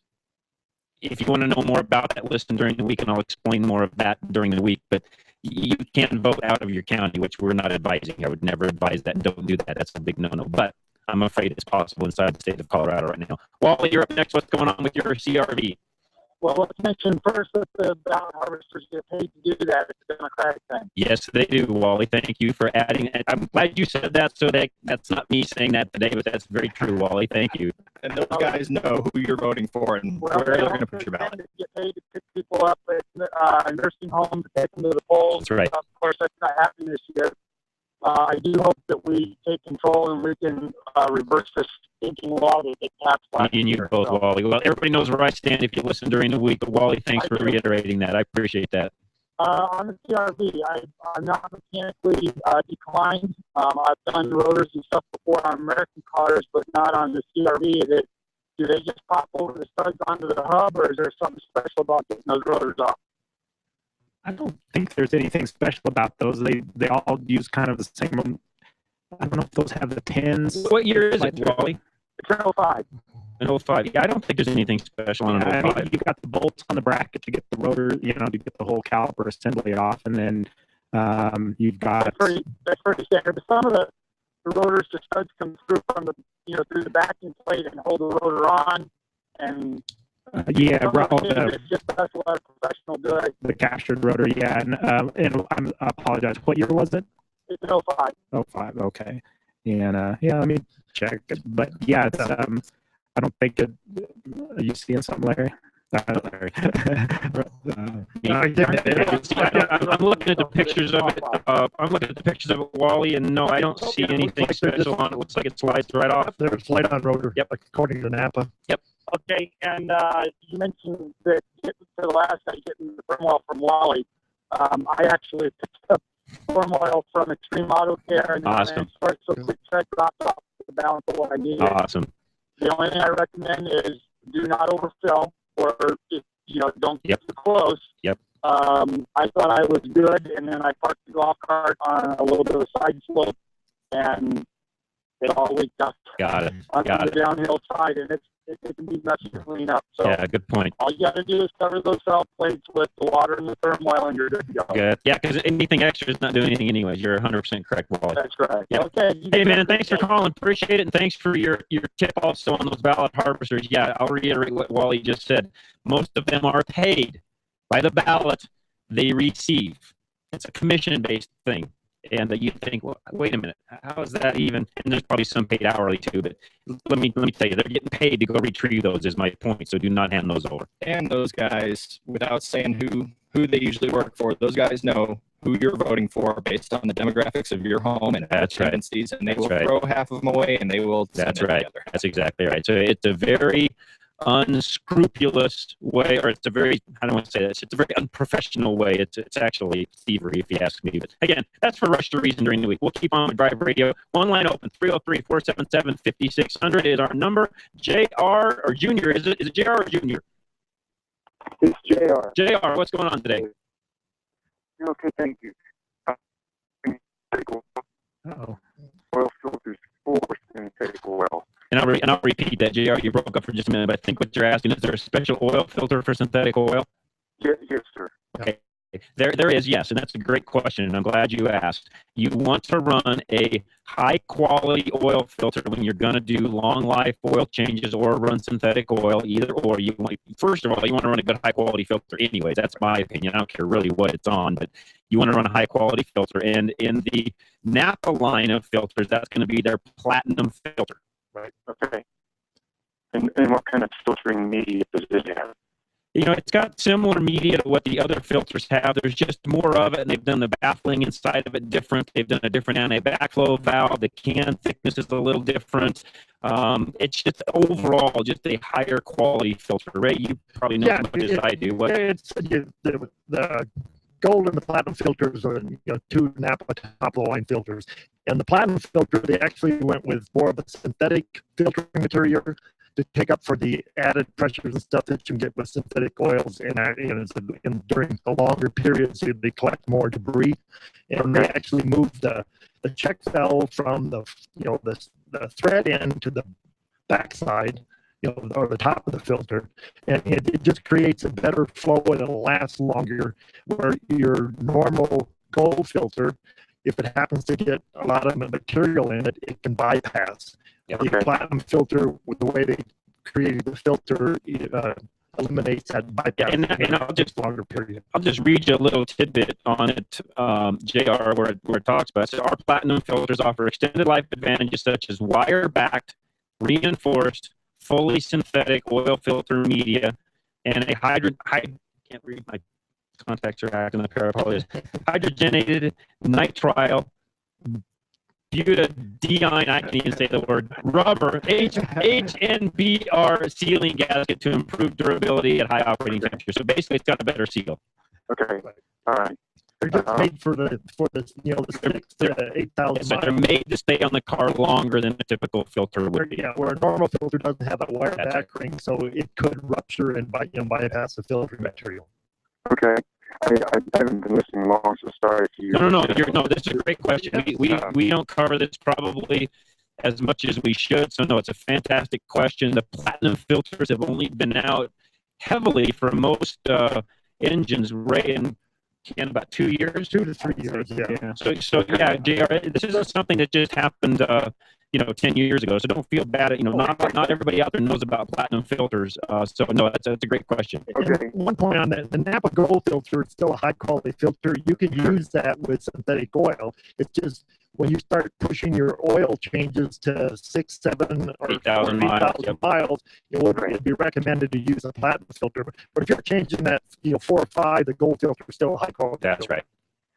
Okay, if I get that 7, 8, 10,000 mile oil, would it be considered good to change the oil filter at 4,000 or 5,000? No, you don't. No, just run it to your next oil change. Like I said, if you run that platinum filter or a filter equivalent to that, Napa's not the only one, by the way, that makes that. But they're our sponsor. We love them. We buy parts from them. All of us, myself included. So that platinum filter would be the one to run for those extended drains. What year cars are there? 02. 02 4Runner. Yeah, you'd be fine with that. Yep, that'd be the way to do that. Okay. Yep. Thanks, JR. Appreciate it very much. You bet. Appreciate the phone call. Thanks. Have a great afternoon. One line open, 303-477-5600.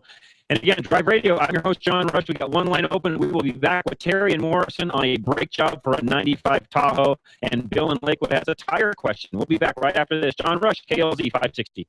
Reliability. It's what every driver wants from their vehicle. Regardless of make or model, you want your vehicle to take you where you need to go.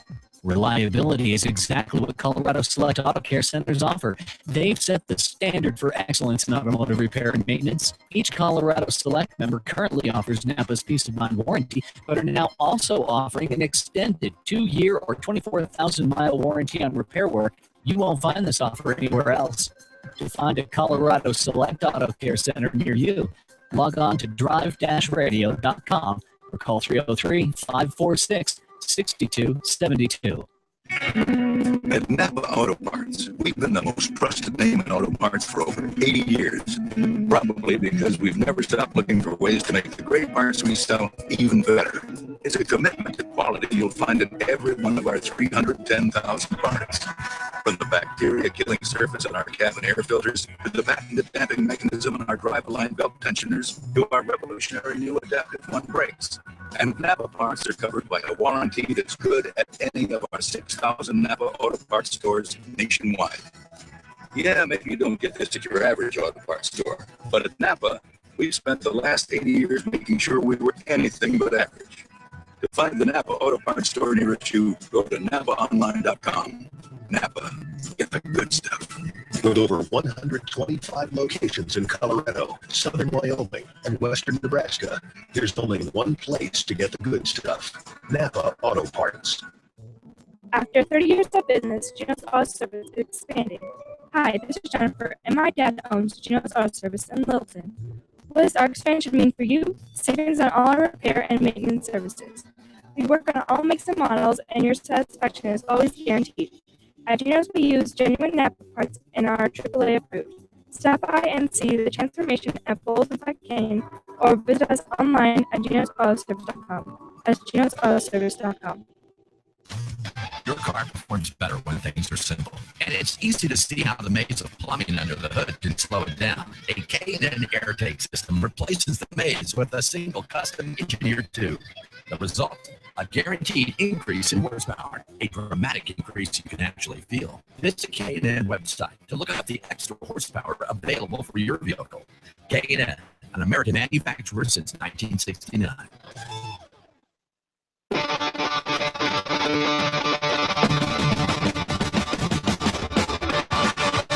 All right, we're back. Thanks for tuning in. Lines are full. As soon as somebody drops off, give us a call and we'll get you right on air at 303-477-5600. Terry, giving up the holding the longest. You're up next. What can we do for you? Well, first of all, love the show. I listen every weekend. Thank you. I've got a 95 Tahoe that does have an ABS light on. Okay. We just changed pretty much every component except the ABS controller or the valving system, whatever. Okay. New rotors, new drums, new pads, new calipers, everything. The brake pedal is still squishy. I mean, if you jam it to the floor, they will lock up. Okay. But it can't get the brake pedal pressure back. And I even went and bought an electric vacuum pump to bleed the brakes and everything, and still can't get that pedal to return. What did you do during the brake job itself? Did it run out of fluid, through the ABS unit? Did you flush the system, anything like that? Well, when we put the new vacuum booster on and the new master cylinder, master. Okay, you've got air in the ABS system is what's wrong. Okay, so the vacuum pump, pulling that through the lines will not work unless you have a scan tool to cycle the ABS system. Yeah. Okay. You have to cycle that system to get all the air out. Otherwise, the air will still be in it, and you'll have the problem you got now. And that system won't cycle with the ABS light on, correct?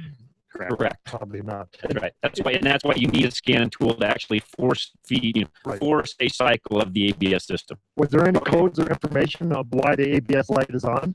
Well, I mean, I've got my cheap scanner that I bought at the parts store, and it doesn't show any codes. Yeah, you probably need to find out why the light was on, or did it come on after you did the brake job? Yeah. No, it's been on for a while. You need to find out why the ABS light is on. Yeah, because everything you did wouldn't touch that ABS light whatsoever. That's all the mechanical parts. Right. Okay. Yeah. So makes sense. Get that scanned by somebody that can get into that module and figure out what's going on with it. Yep.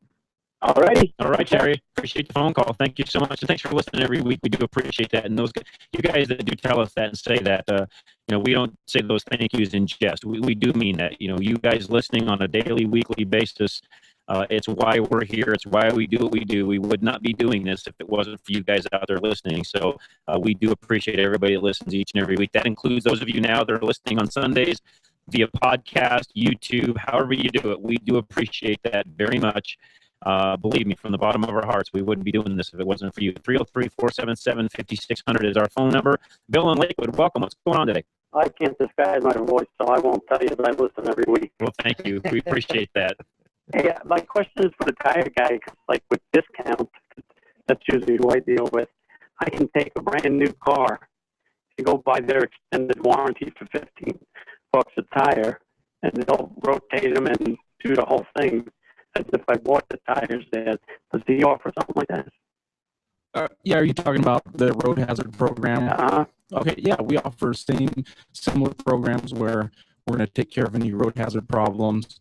We're going to come out and do rotations for you whenever you'd like, and if you have a balancing issue, we'll rebalance them as well. So as far as normally when I get a new car, because I get a new car every 3 years usually, I have to change the tires because they just put junk tires on them. I mean, they're not junk, but they're not what I want. Right. They're for the masses, not for you individually. Right. So do you give a trade-in value or? Yeah, we definitely give credit for good used tires because is that where you sell them? Yeah, where you sell them. I did that. Yeah. And why? Now, why? Here's the trick question for you guys.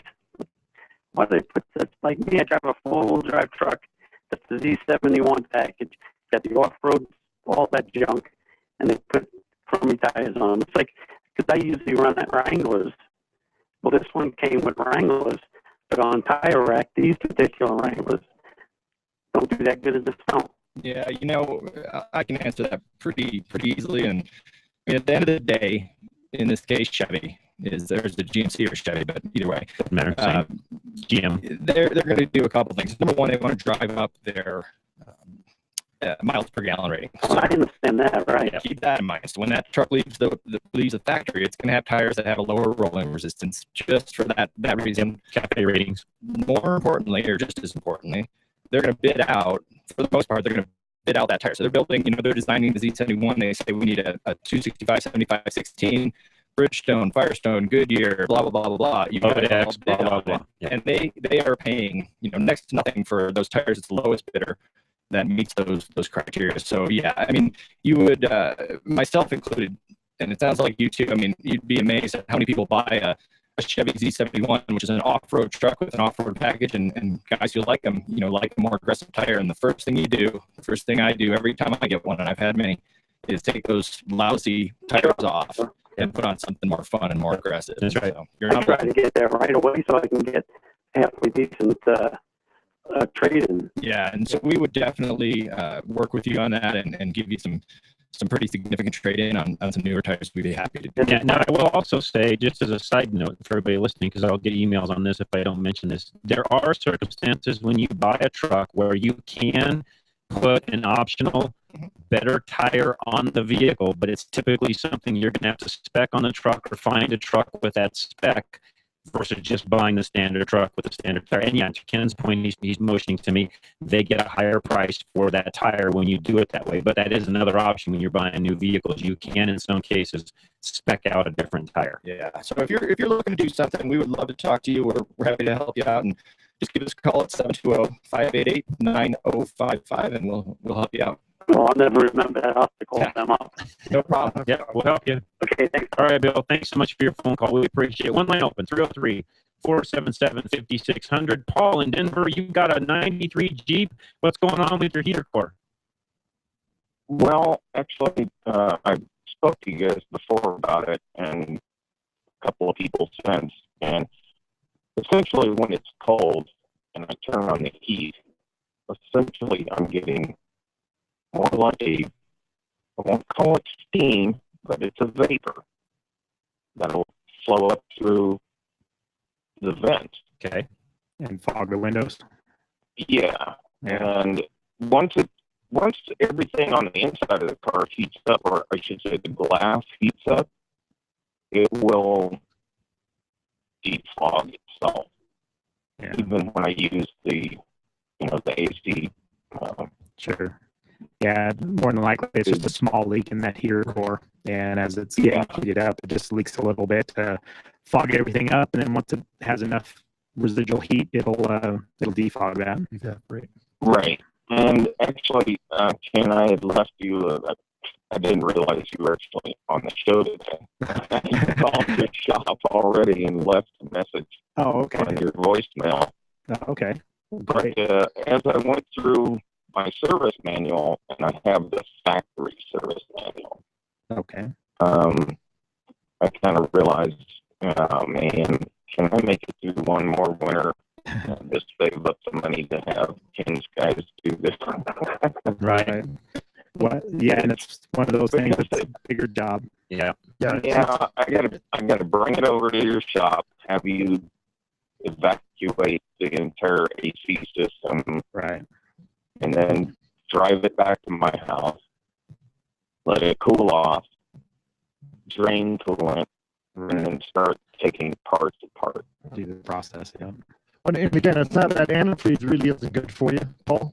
So I wouldn't waste another year, because even though it's disappearing, you're still getting those coolant vapors in the vehicle. It's not good for you. It's just not good for you. So do it as soon as possible. For your health. Okay.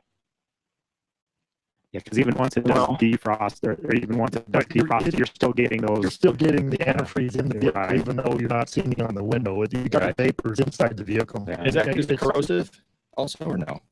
It's not really corrosive. You alcohol based, just not good to breathe. Yeah, the ethylene glycol is not good for you. I mean, it's basically poison. So you're getting those vapors in your vehicle. I mean, it kills animals. So why would you want that in your vehicle, especially when you know it's fogging out the windshield? Right. Right. Yeah. Okay. I agree with Ray. I'd get done sooner than later, Paul. And who's to say that leak isn't going to get bigger real quick? That's right. Last thing you want to do is get stuck on the side of the road with a heater core out of it. Or it fogs up the windows, you can't see. Right. Yeah. You get a major leak. Right. And so it's just, especially it's a problem. If you're going to hang on to the vehicle, that's right. Get it fixed as soon as possible. Paul. Okay. Well, Ken, I'll you'll get my email, or you'll see my voicemail. Perfect. Get your message Monday, and I can give you a buzz. Yeah, we betcha. Perfect. All right. All right. Thanks, Thank Paul. you. Thank you very much, Paul. We appreciate it. All right. With that, we'll stay on track here. Get our break in. Freeman, hang with us. You got a question or a comment on license plate fees? We'll be back. Greg and Denver also be with you here in just a moment, and we'll be back here on Drive Radio. John Rush, your host, KLZ 560. At Arvada West Auto, we know that fluids are the life of your vehicle. They're also complicated, with all the different types, from motor oil to gear oils to coolant. The types of fluid service procedures and intervals can vary widely. Let us help you sort out what your vehicle needs and when it needs to be serviced. Stop in or call us at Arvada West Auto, 11752 West 64th Avenue, 303-422-1065. You can visit us on the web at arvadawestautoandtruck.com. Having transmission problems? Stop by Larry's Automotive today. We're your only Colorado Select Auto Care in North Denver that also specializes in automatic and manual transmissions. We're a family-owned small business taking care of your family-owned fleet of cars, trucks, and SUVs since 1994.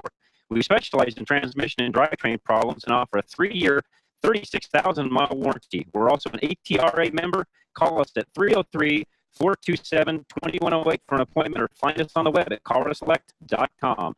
Larry's Automotive, a proud member of Colorado Select Auto Care. We've all been there. You're under the hood and suddenly realize you don't have the parts you need. Or even worse, you don't know what parts you need. Well, at Napa Auto Parts, we have ASE certified parts specialists that'll make sure you find that right part. One covered by a warranty good at any one of 6,000 Napa locations. Yeah, finding the right part might not be easy, but fortunately, finding the right part store is. Go to NapaOnline.com for the location nearest you. Napa, get the good stuff. A 3-year, 36,000-mile warranty on every auto repair says so much more than, if it's not right, we'll try to fix it again. A 3-year, 36,000-mile warranty tells me that this is a master mechanic who's confident, knows what they're doing. I mean, nobody offers a warranty like that, right? Colorado Select Auto Care Centers do, and only the members of Colorado Select offer a warranty this good. Find a mechanic who's a member of Colorado Select Auto Care at coloradoselect.org.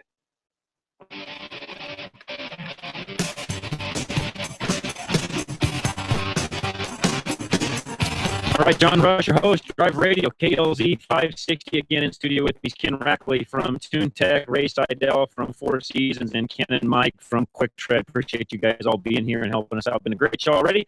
Halfway through.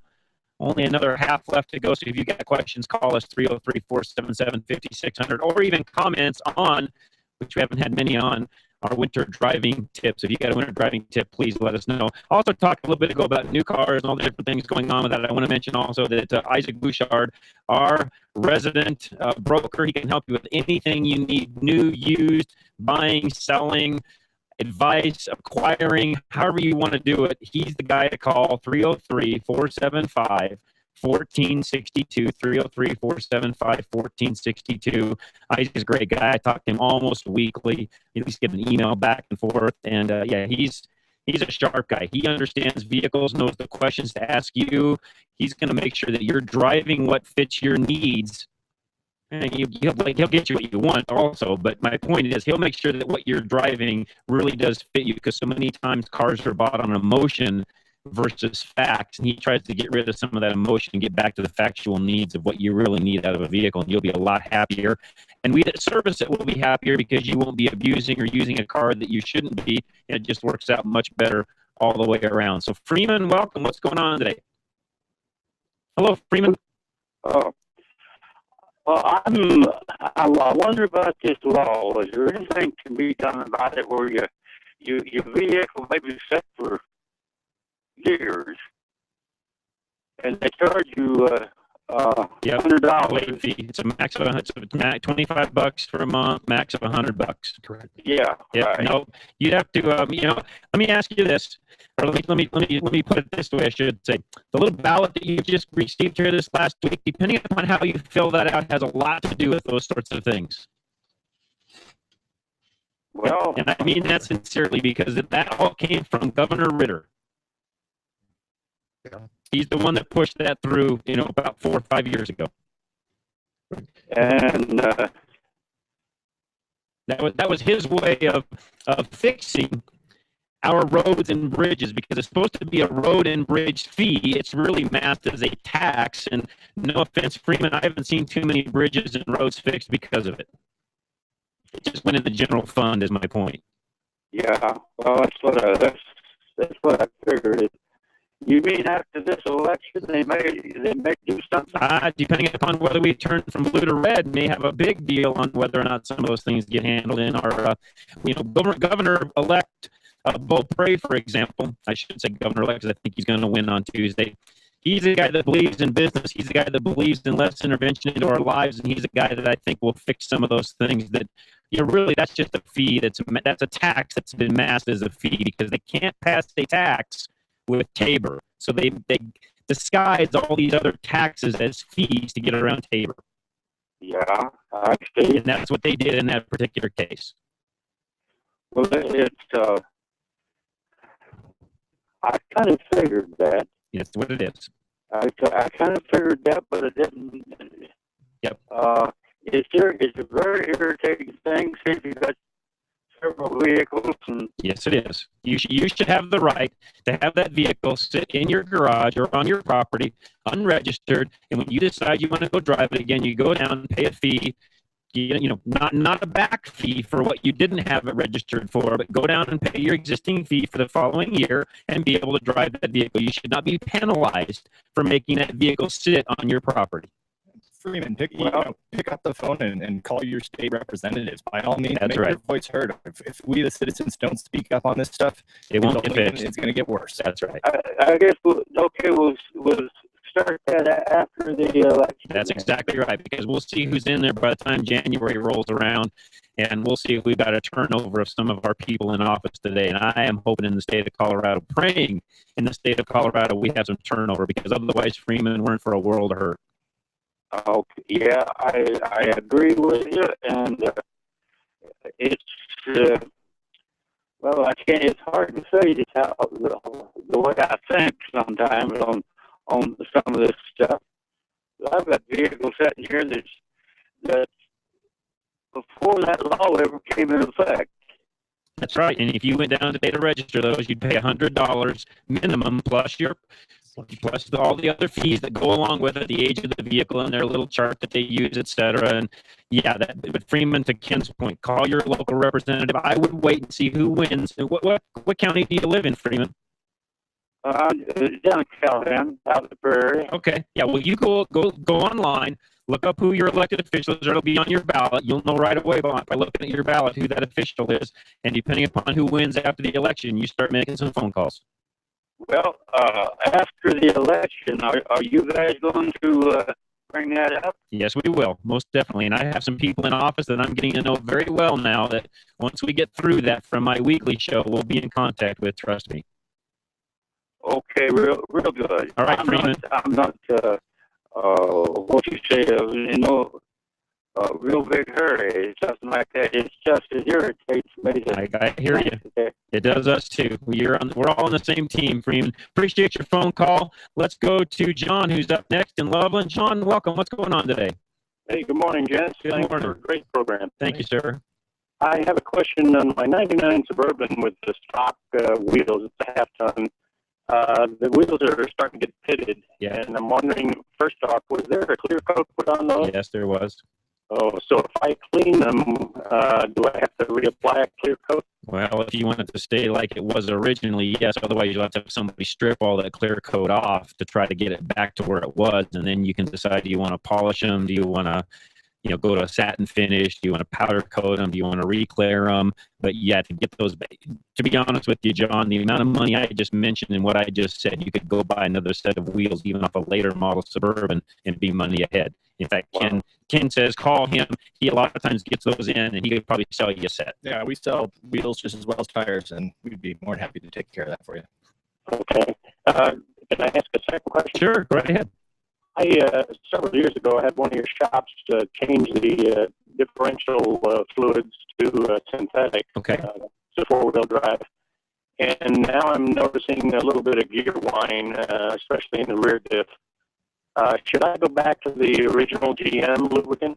No, because that's just what you're encountering is normal with a 99 Suburban. That's a undersized rear differential in that vehicle, and they're still doing it today. I don't know why GM hasn't grown a brain on that yet, but they do not have the proper differential in that vehicle. And if you start getting over 100K on that, chances are you're going to have some differential whine because they just start to wear out, is what happens. Okay. This was a limited slip differential. Yeah. And how many miles are on it now, John? 170. Yeah, if at 170, that's a 10-bolt Chev rear. We call it a 10-bolt GM rear end, and they just weren't heavy enough for the size of the vehicle and the weight that's carrying. Everybody in the room shaking their head because they know exactly what I'm talking about. So only way to fix that is just put a new ring and pinion in it and just continue on with it from that point on. There's really nothing else you can do. There's no heavier units made that are reasonably priced to make that worthwhile. You're better off just spending the $500 or $600 to put new gears in it and do that, and off you go. I see. It's actually a little more than that now, but that's the best way to do that. Yeah, and you probably want to do bearings. Yeah, dude, you're just going to go. You're going to want to do an overhaul. This is the way to do it, John. Okay. Okay. Thanks for the help. You're very welcome. Appreciate it. And by the way, most of us inside the Colorado Select group can actually handle that for you guys. So that particular last call, John, if you need help with that, call any one of our facilities. You can find them all at coloradoselect.com. coloradoselect.com. That's the place to find any of our shops here locally, and they can help you out with that. Line open 303-477-5600. Dave, you're up next. What's going on, Dave? Hey, gentlemen, I do like your show. You give great advice and common sense. But the reason I called is when you wandered into the political arena about the fees and all this sort of silliness, the time to do something about that is before an election. Well, we're still there. There's chances for people to still vote right now. So they've got until Tuesday. I know a lot of people have already voted, but you are correct. You know, in a way, it really reminds me, if you're thinking about buying a car, you need to check it out before. Yep. Because after you've bought it, then You own it. pleading with the king to give you something that you thought he probably. That's right. Thank you, gentlemen. No, you bring up a great point, Dave. You're 100% correct. Know your candidate is what Dave's really trying to say there. Study them, know them, know who you're voting for. You know, I talk about that during the week a lot, and we've been hitting that pretty hard. And I probably should hit some of this license plate, some of these other things that we talk about on this show a lot. I don't think about that as much during the week as I should because we talk about it here. So I still feel like I'm covering it, but that's a big deal to people. All of you that are out there driving, you're paying an additional since Ritter passed that law. And I think it's been about 5 years ago since that law was passed. You're all paying probably anywhere from $25 to $50 annually per vehicle to drive that vehicle. And that doesn't matter what, more. That doesn't matter whether that's a motorcycle, a trailer, a car, a truck. It doesn't matter. It's about $50 roughly when it's all said and done over what you were paying 5 years ago. It's disguised as a fee. Really, it's a tax. On top of the personal property tax, which is already exorbitant. Yeah, we already have a state, by the way, where we penalize you to drive a new car. And I say that sincerely. We really do. We de-incentivize people to buy new cars because the license plate fees are so expensive compared to a car that's, let's say, 10 years old. And why we do that in this state, it's beyond me. Each vehicle puts the same amount of wear and tear on the roads. It really doesn't matter. In fact, I would be a proponent and say the new vehicle probably puts less wear and tear on the road than the 10-year-old vehicle does, but we tax the person with the new vehicle more than we do the person driving the old vehicle. And folks, that's fine. I'm not against old vehicles. I'm one that owns a lot of old vehicles, so I'm not against them, but I'm also for development of the new sides of the fence because that's what keeps the economy and things rolling around. And why are we penalizing somebody to buy a new vehicle like that here in Colorado when other states don't do that?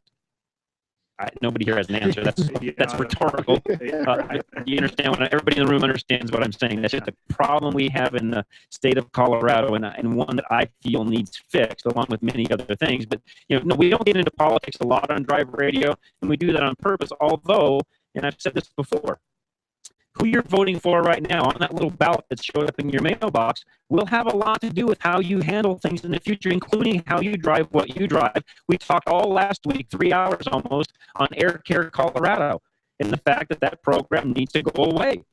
I'm a big proponent of it. We don't need it anymore. You can look outside and look at our air and look at how things look. And the reality is that thing has run its course. It's now a tax. It needs to go away. We don't need it any longer to keep our air clean. The new cars, I've got 2 experts sitting in studio with me right now that will tell you the way new cars work 10 years and newer, guys, they're clean. Oh, yeah. I said, for a perfect example, we had a 68 Mustang that we were doing a tune-up on. And, you got to let it run and idle and adjust it to make it. And, pretty soon all the doors are open. That's right. That's right. It's human outside. That's right. That's right. I made the comment. It's like, wow, the newer vehicles, you don't even know that when you run them for a few minutes. It's not even a big deal. That's right. In 2 or 3 minutes, you got to open the door. It's funny driving down the road too. If there's a car 3 or 4 cars ahead of you that is another vehicle, it's like, where is that? And you think back, wow, 30 years ago, how did we sit in the bike? Right. Exactly. These guys are just reiterating what we talked about last week, really for 3 hours, which was, and I only had one person that thought the program might be worth keeping if it was changed around a little bit. By and large, 99% of the people calling in last week were for just getting rid of the Air Care Colorado program that we have because it's just a nuisance. It's a tax. It's extra time they have to take to go down every time that, no matter what they're doing, even just checking to see if they've passed the roadside test, to see if they get their license plates. And if they didn't, they got to go down and get an emissions and blah, blah, blah. It's just one more thing that we have to have an intrusion in our lives on, guys. There are some big changes coming the first of the year. There is. And by the way, hold that thought, because what Ken's saying, we're going to get back to before we get to the end of the year. That'll be a special show we do because you all need to know about those changes. Unfortunately, I don't see Air Care Colorado going away anytime soon unless we change out our legislature and then they determine that program is no longer needed, and then they will make those necessary changes. That's a contract basis that'll have to get changed the next time the contract rolls around. And again, I'm not against the company that runs that making money. I'm just against the fact that we just don't need it, guys. It's just an unnecessary thing that we're now dealing with. We could be taking those time, energy, resources, etc., putting those into other programs, or you just keep it in your pocket and go spend it someplace else, and it still helps the economy. So we'll be back. Let's don't go away. Line's open, 303-477-5600. Call us. We'll get you right on air. And again, Quick Tread, any tire questions you got, we'll talk more about that as soon as we come back. Right here, Drive Radio. John Rush, your host, KLZ 560. At Napa, we're always trying to make the great parts we sell even better. From the bacteria-killing surface on our cabin air filters to our revolutionary new Adaptive One brakes. And every Napa part is covered by a warranty good at any of our 6,000 Napa Auto Parts stores. Yeah, maybe you don't get this at your average auto parts store, but we've spent the last 80 years making sure we were anything but average. Go to NapaOnline.com for a location nearest you. Napa, get that good stuff. Need a one-stop auto repair solution in Boulder? At John's 4x4 Center, they service and maintain more than just 4x4s. From big trucks to diesel pickups, their team of service specialists and technicians have the computer diagnostics, tools, and expertise to service and repair any make or model. They combine their skills with integrity, giving you the best service in the industry. From preventative maintenance to major repairs, you can trust your vehicle to John's 4x4, located on Arapahoe Road, just east of 63rd, behind Carpet One. They're open Monday through Friday, 7:30 until 5:30, with convenient shuttle service and after-hours drop. If you're ready to form a solid relationship with an auto repair shop, the new owners at John's 4x4 Center are committed to providing the personal and professional service you're looking for. Give them a call at 303-449-2640. Check them out on the web or follow them on Facebook at johns4x4.com. Reliability. It's what every driver wants from their vehicle. Regardless of make or model, you want your vehicle to take you where you need to go. Reliability is exactly what the Colorado Select Auto Care Centers offer. They set the standard for excellence in automotive repair and maintenance. Each member offers Napa Auto Care Peace of Mind Warranty, along with the highest level of customer service and integrity. To find a Colorado Select Auto Care Center near you, log on to drive-radio.com or call 303-546-NAPA. Do you love things that require gas or diesel fuel to run? Do you need a job? Are you just looking for a change? Napa Auto Parts is looking for delivery drivers and salespeople in all locations in the Denver metro area. If you have experience in the industry, that helps, but it is not mandatory. Please go to NapaAutoJobs.com. Again, that's NapaAutoJobs.com and fill out the application. Please mention Drive Radio on that application. Napa Auto Parts, an equal opportunity employer.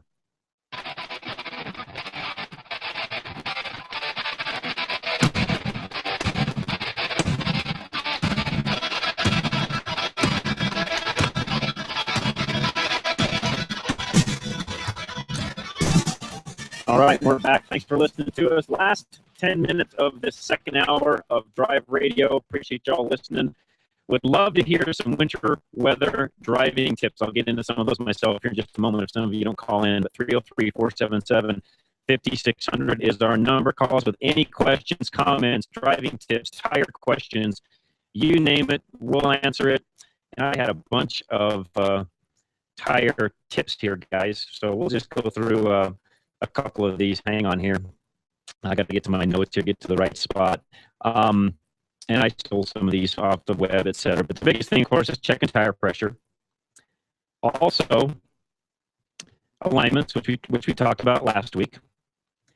One thing, too, that we don't talk near enough about on this show is where do you know what tire pressure to put in your tires?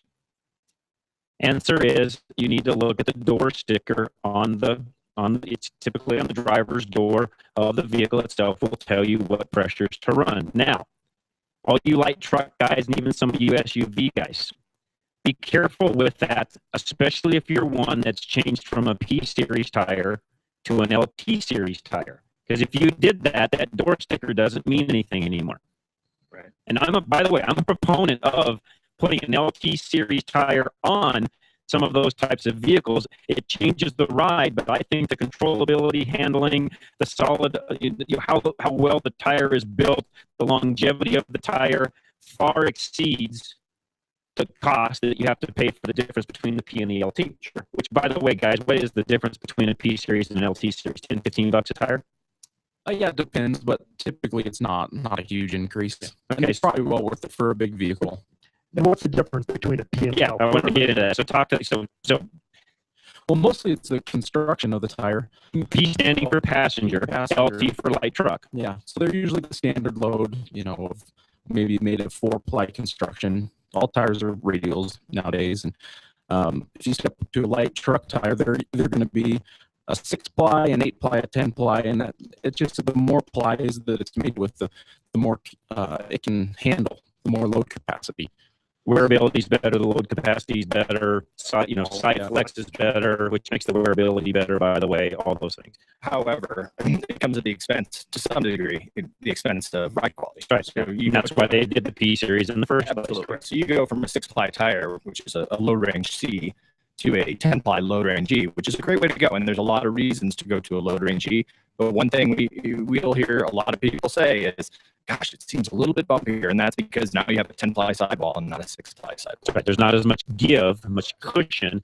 The tire's not acting as a shock provider, if you would, or part of the suspension so much as it would be with the P series. But you're going to get a longer, you're not going to put tires on as often either. Absolutely. It's going to run cooler. It's going to handle much higher weight. It's going to run a little bit rounder because it's a stiffer tire. So yeah, absolutely. One thing I stole off of Bridgestone's website is just going to read, guys, because I think we all kind of tend to forget some of this. Due to the critical role of tires, they're extremely complex in their design. Designs vary by product and manufacturer. An average tire contains over 100 separate components. Tires can include natural rubber, synthetic rubber, steel, nylon, silica, which is derived from sand, polyester, carbon black, petroleum, and so on. The combination of ingredients and processes used by different manufacturers leads to different performance characteristics for every tire in the market today. Okay? So that sums up why every tire is not the same. You can buy tire X, tire Y, tire Z, all being the same diameter, same size, dimensionally speaking, but have 3 totally different running characteristic tires. Yeah. Right, guys? Yeah, absolutely. And that's why it's important. And listen, there are tire shops out there, and they will do a fine job. It's really important to understand, from our perspective, or from any tire shop's perspective, it's really important to understand how a customer drives their car, where they drive, what they drive, if they tow things. I mean, we really we go out of our way to understand that because there are so many variables in tires. And one thing you won't catch us doing is that it's pushing one particular tire because it happens to be the flavor of the month. We really don't like to do that. Do we offer sales? Absolutely. We'll put sales out there, but we won't put a sale tire on somebody's car that it doesn't belong on. And it's just important to understand that, there's a difference between going to a shop that has experts who understand the differences and the nuances of the various tires versus, guys who are working in the front making $12 an hour. And who, by the way, may have just started their last week because that's no tire from a wheel. Exactly. And that's my point is, there are so many variables, and yeah, can you get from point A to point B with the wrong tire? Sure, you're going to, but you don't need to, and that's the best way. And again, I'm not beating anybody up that are in those positions, but lots of places to sell tires, from Sam's to Costco to you name all the other name brand places that are out there selling tires. And I'm not saying anything bad against them. In fact, if you know exactly what tire you want, you shopped it, you know where it's at, and you can go to one of those places and get a really good deal and get it put on, more power to you. Chances are, though, that typically doesn't happen because the guy behind the counter doesn't know as much about the tire as you do. Right. And in a lot of cases, you don't know what you need. So you need some professional advice on what tire to buy so that you can get the longest lasting tire for your vehicle that also performs the way you want it. You're not just out, by the way, don't buy tires on price only. Oh, no. Now, as a fleet guy, I do a lot of that because I run through a lot of tires. I'm a different scenario, okay?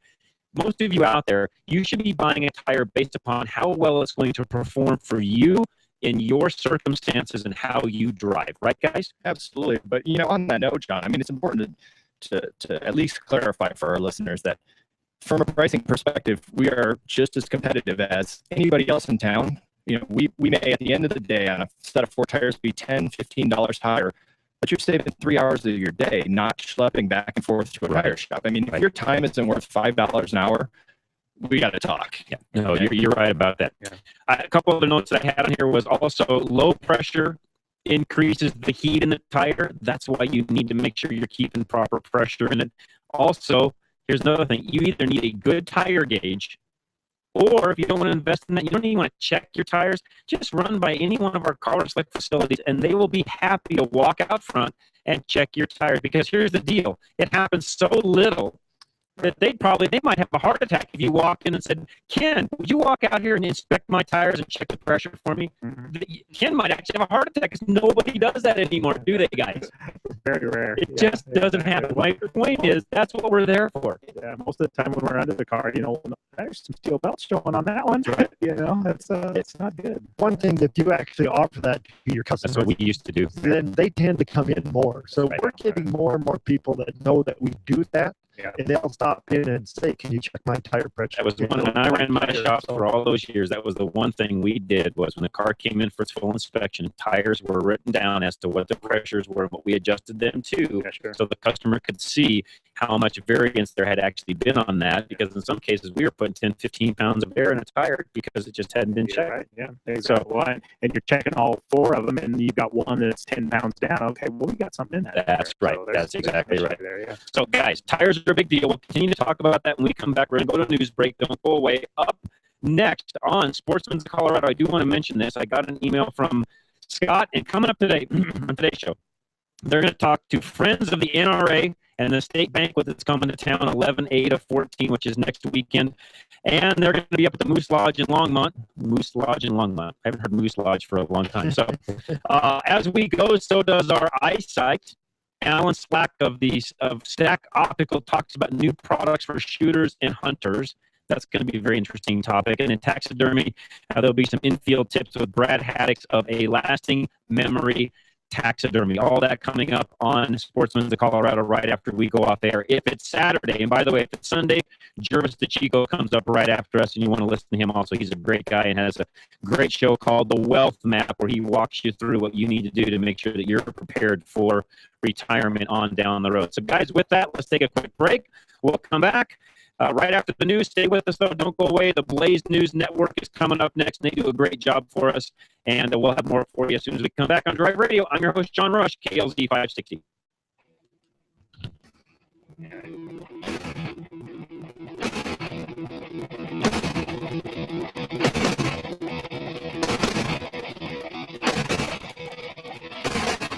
A lot of money coming here. They're wasting all my time. Cause when it's still so near, I got on my mind. Still haven't had enough? Go to drive-radio.com. Email your questions and comments. Download previous programs and find lots of useful information, including your nearest Colorado Select Auto Care Center. That's drive-radio.com. Thanks for listening to Drive Radio, sponsored by the member shops of Colorado Select Auto Care Centers on KLZ 560. Drive Radio is a presentation of Colorado Select Auto Care Centers. The independently owned and operated shops of Colorado Select hold each other accountable for the highest standards of technical expertise, honesty, and professionalism. They all understand that choosing a mechanic is risky business, so Colorado Select was created by this exclusive group of like-minded professionals who are dedicated to raising the level of consumer confidence in Colorado's auto repair industry. Schedule your next oil change at any of the Colorado Select Auto Care Centers heard on Drive Radio, and you'll immediately see the difference. For a complete list of all the member shops in the state, visit drive-radio.com.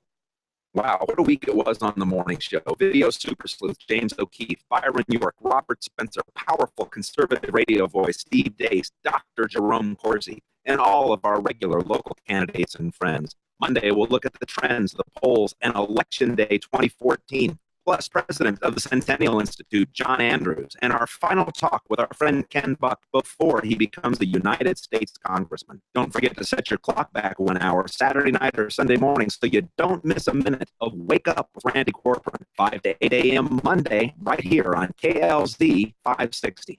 The government that governs best governs least. Thomas Jefferson. All eyes in America are on Colorado, and specifically Jefferson County.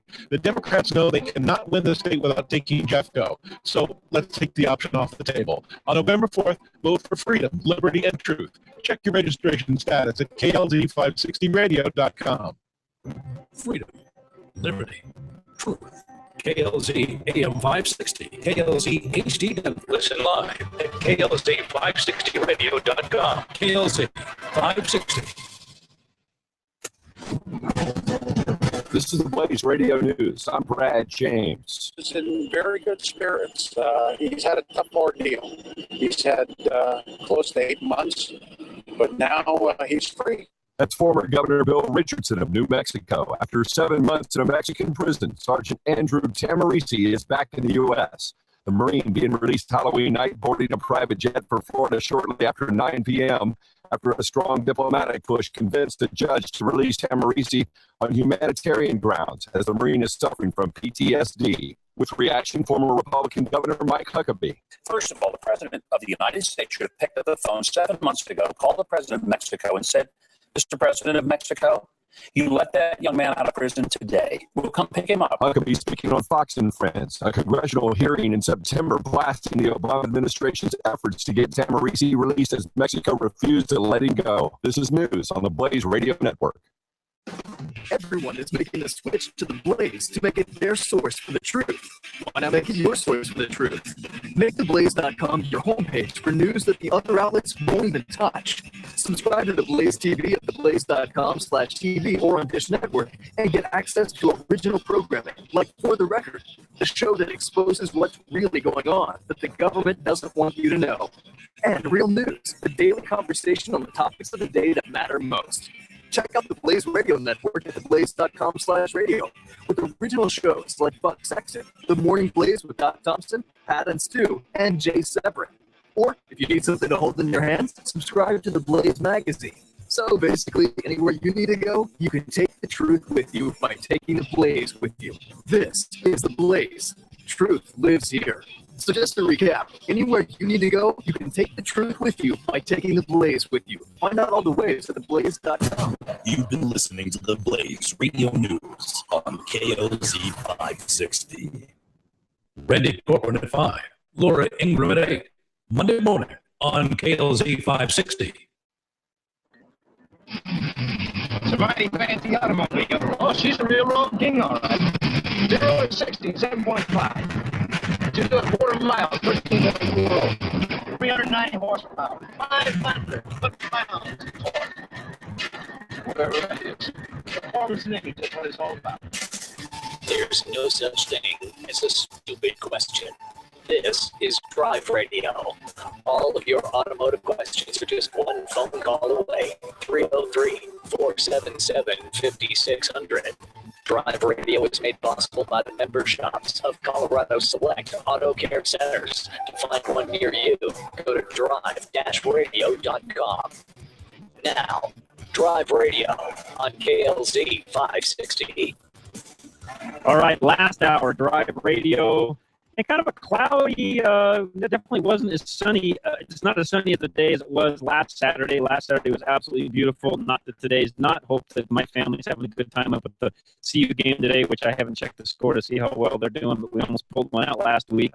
Lost it in double overtime. And anyways, hopefully they're having a good time. Hopefully you're enjoying your Saturday afternoon. Those of you that spend it with us, I do appreciate it. Thank you so much for doing that. We do have lines open.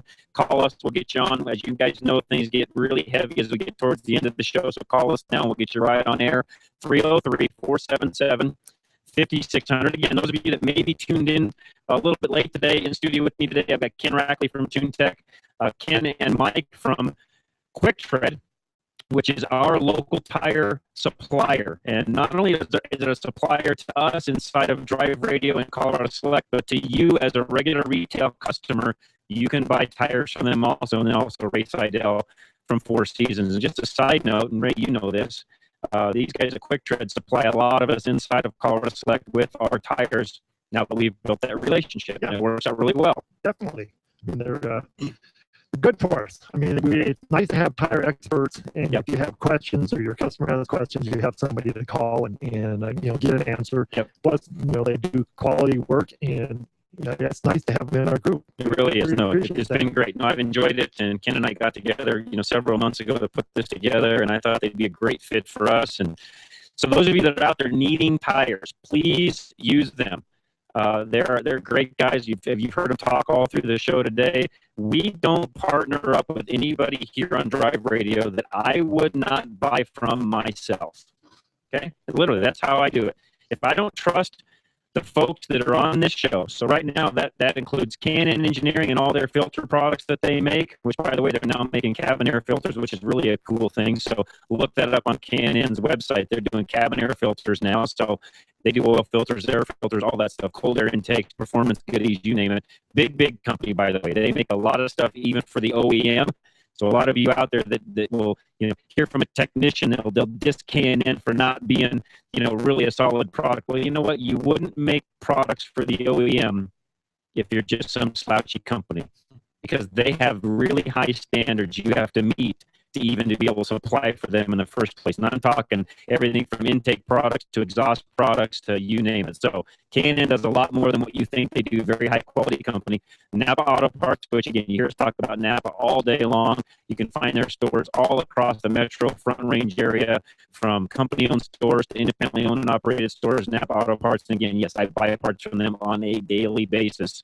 On top of that, we've got Colorado Select, which, again, all of our shops, they are vetted, and we know them, or I would not have them as a part of the sponsorship that we have here in Drive Radio. We also have Isaac Bouchard, our broker. Isaac's at 303-475-1462. Quick Tread, I just mentioned. Paul Leuenberger, our insurance guy. He's the guy to talk to about insurance on anything you're driving or living in. Probably the best way for me to say that. 303, let me get his number here, sorry. 303-619-9891. And those are all of our partners that we have here on Drive Radio. Did I forget anybody, Ray?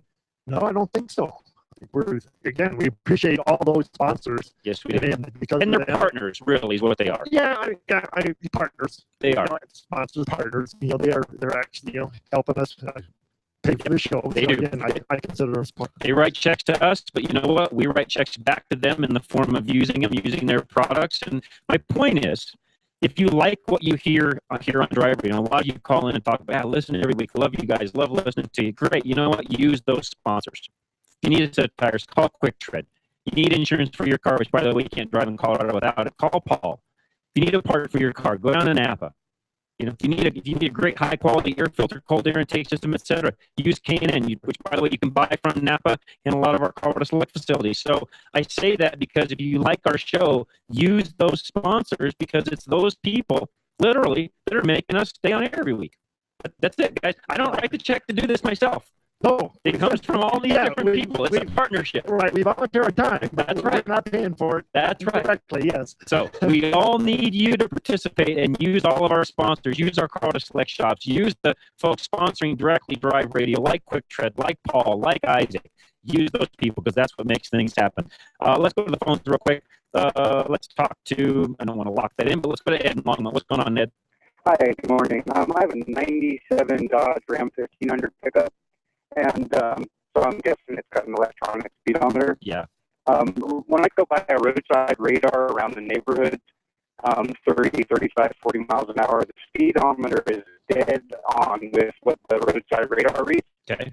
But out on the highway, 65, 70, it goes about 4 or 5, sometimes 6 miles off. And I thought those things were supposed to be linear. Could the waveform be distorted or have some jitter or something like that at higher speed? I suppose it could. Have you changed tires on the vehicle from stock? I just bought it not too long ago, and I haven't checked. That'd be the first thing to check. And the reason I say that is because typically, this is the reason why I say it this way. Typically speaking, the speedometer on the vehicle is going to read 2 to 3 miles an hour slower than what you're actually going. So typically, if everybody out there listening, this is another topic that I could really delve into. We'll just brush across it here real quick. But as you go by those radar signs, if it says 35 and your speedo says 35, that's typically not the case. Typically, it's going to say 35 and your speedo will say 33 to 34. It's typically not going to be right on the money. And they do that on purpose to try to keep some of the speeds down. And typically speaking, the speedometer is not 100% perfect. Also have to factor in tire wear, different things that happen that can throw the speedometer off, and tire changes. Now, also remember that as you grow in speed, the difference of how much the speedometer is off also grows. So if you're only off a mile or two at 35, you're going to be off 4 at 70. It's a percentage. Yeah. Yeah. It's not a. Yeah, and chances are you're off at 35. You just don't think you are. Oh, okay. So they're non-linear. They vary with speed. That's right. Oh, okay. Well, it's a waveform coming off of it's a square wave waveform coming off of a trigger in the drivetrain that sends a signal to the ECM that says, here's how much the speedometer should read. So like at 30 miles an hour, if you're, 6% off, you're going to be 1.8 miles an hour off. Right. At 70 miles an hour, you're going to be 4 point, But you're always 6% off is the point. Right. You're always, you just notice it more at the higher That's speed. right. Oh, gotcha. Okay. Does that make sense? Excellent. Yeah. The first things first, look at the sticker on the door, see what tire size it came with, and see what's on it now. That may be your whole problem.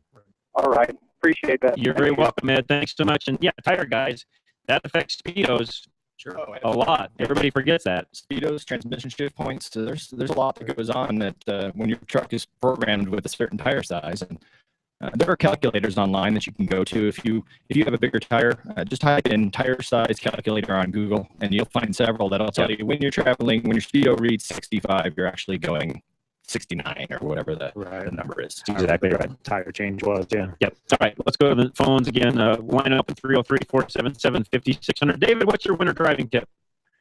Winter driving tip is visibility, especially since that guy called in with a heater core issue. Yes. And it always surprised me that people would drive with a faulty heater core, because not only does it fog the window up that you can't see out of when you're trying to drive, especially in the foggy, damp weather you have in the wintertime, Oh, yeah. but people don't realize that you're inhaling ethylene glycol, which kills Right. That's right. That's what Ray was saying earlier. You're exactly right, David. That's well, and on top of all of those things you just mentioned, the last thing you need is that thing going completely out in the middle of a big snowstorm, because that's when it'll happen, is when you need it the most, and now you're really in trouble.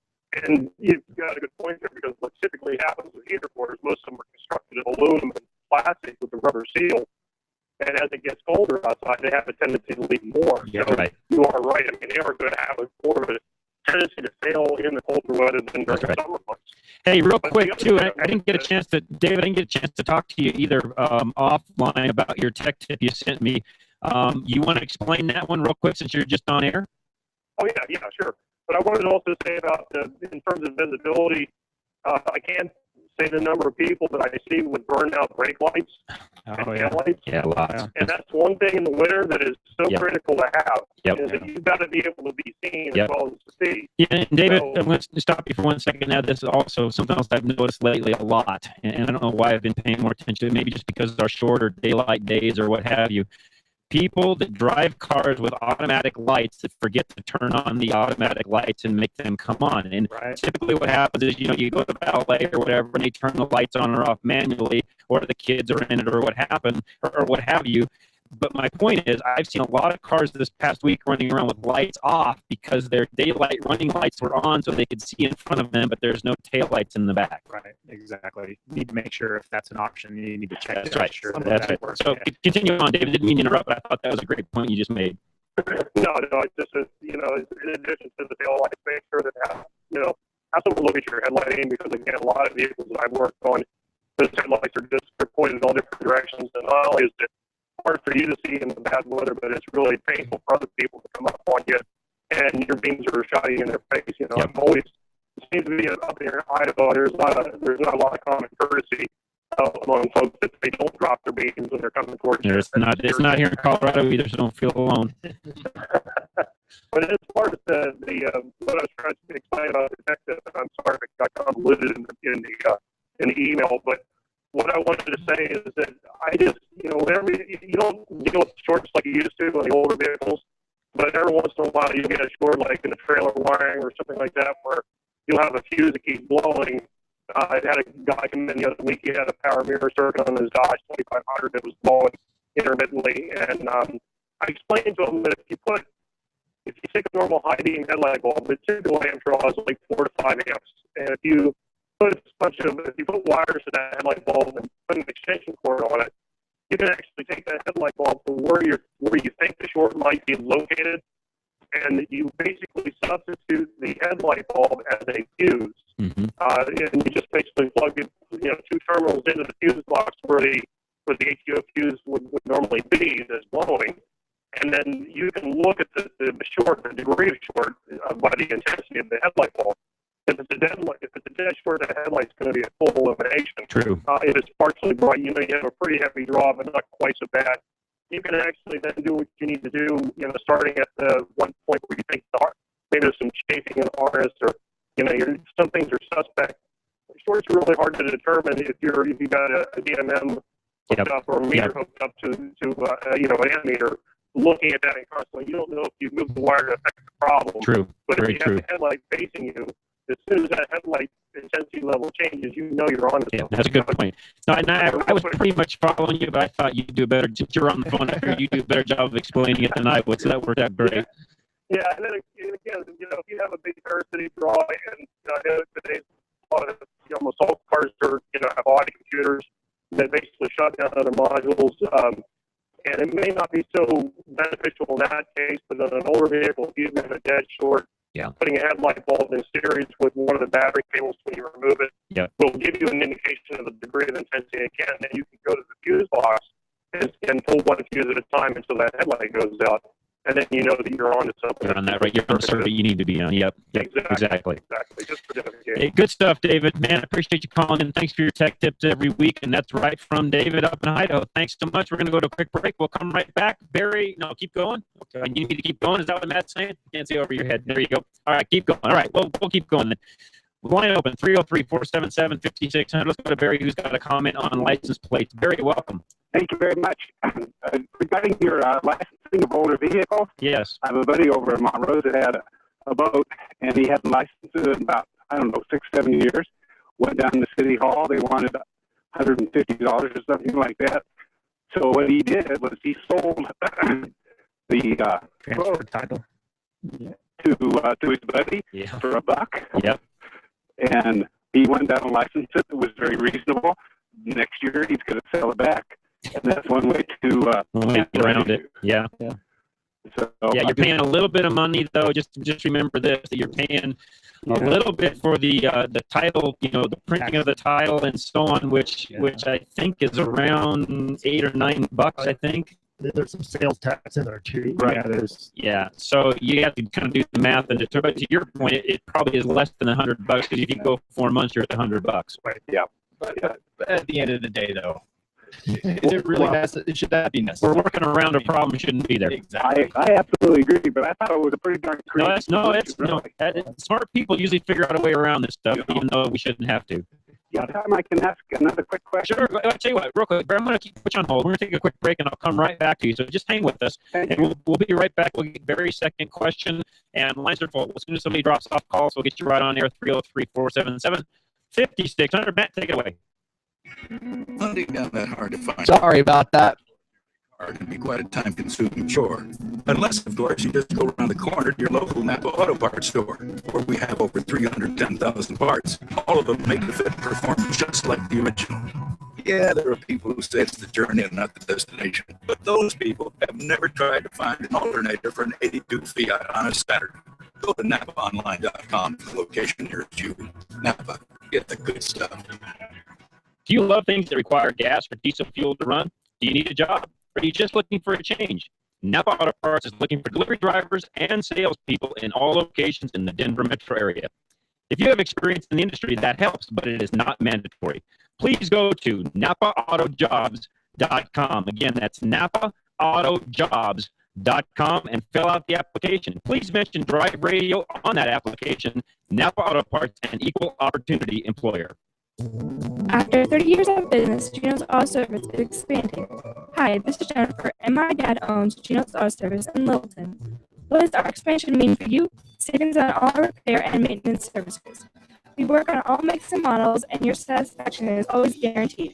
At Gino's, we use genuine Napa parts and are AAA approved. Stop by and see the transformation at Folds of Fire Canyon, or visit us online at Gino'sAutoservice.com. That's Gino'sAutoservice.com. Arvada West Auto wants to help you get the best fuel mileage you can. Approximately 3.5 million gallons of gas a day are lost due to underinflated tires. There are many things we can do to help you boost your fuel mileage, and most of it comes down to basic maintenance. No one likes to spend money on unplanned repairs. Let Arvada West Auto and Truck do what they do best. Keep your vehicles running at peak performance. From tune-ups to wheel alignments, they've got you covered with a 3-year or 36,000-mile warranty on most cars. On the web, visit ArvadaWestAutoandTruck.com or call 303-422-1065. Arvada West Auto and Truck, where every question is important. Located on West 64th Avenue between Ward Road and Sims. Ever try to buy an air filter and get lost in catalogs and vehicle descriptions? Well, K&N, the inventor of reusable cotton filters, has got the answer to the mess. Just visit knfilters.com and enter your vehicle identification number off your dashboard or car registration, and K&N will show you the filter that fits your car. It's never been easier to buy a K&N, the filter that helps your car run better.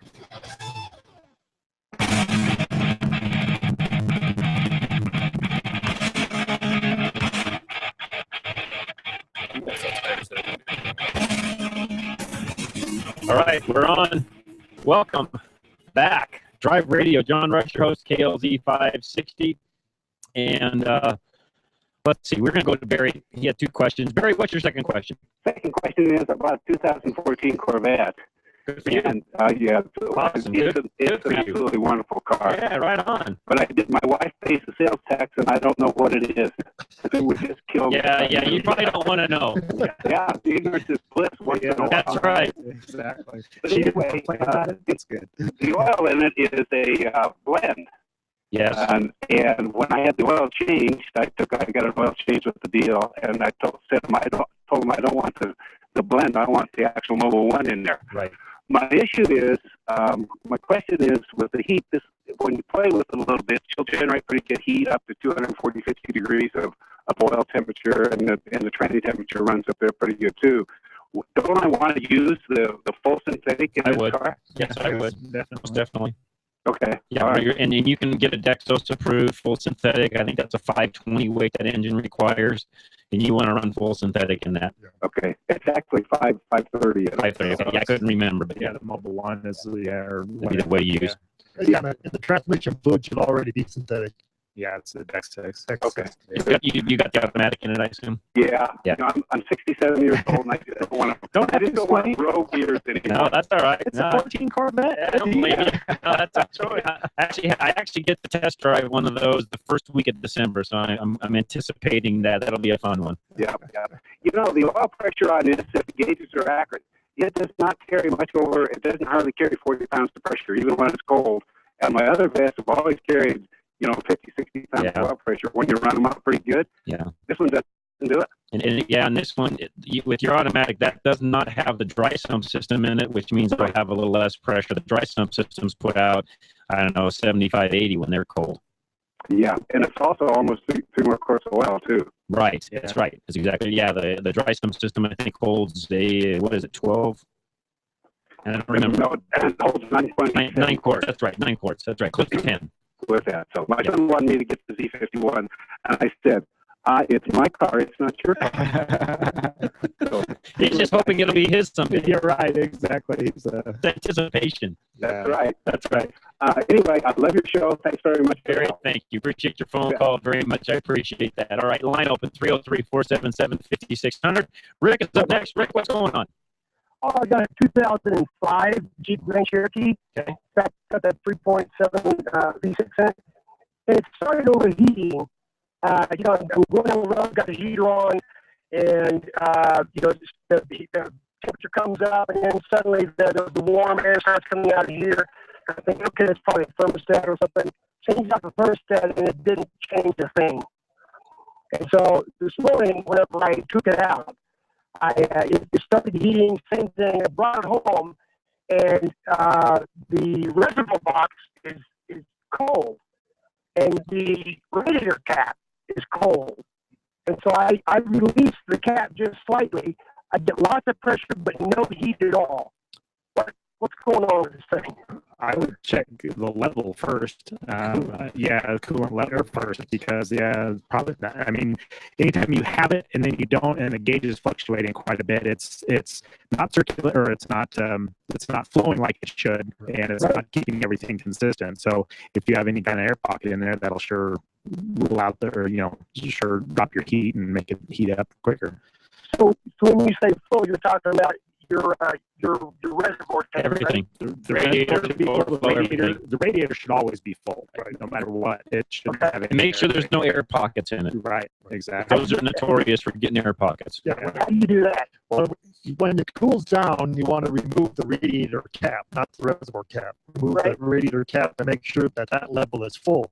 Normally, that's going to be down, so you want to fill it from the radiator cap and then run another heat cycle. You might have to do that 2 or 3 times to get all the air out of it. And when you do that too, make sure the radiator is full as well as the reservoir is to the correct level. It sounds, I agree with Ken, it sounds like it's low on coolant. Yeah. Okay.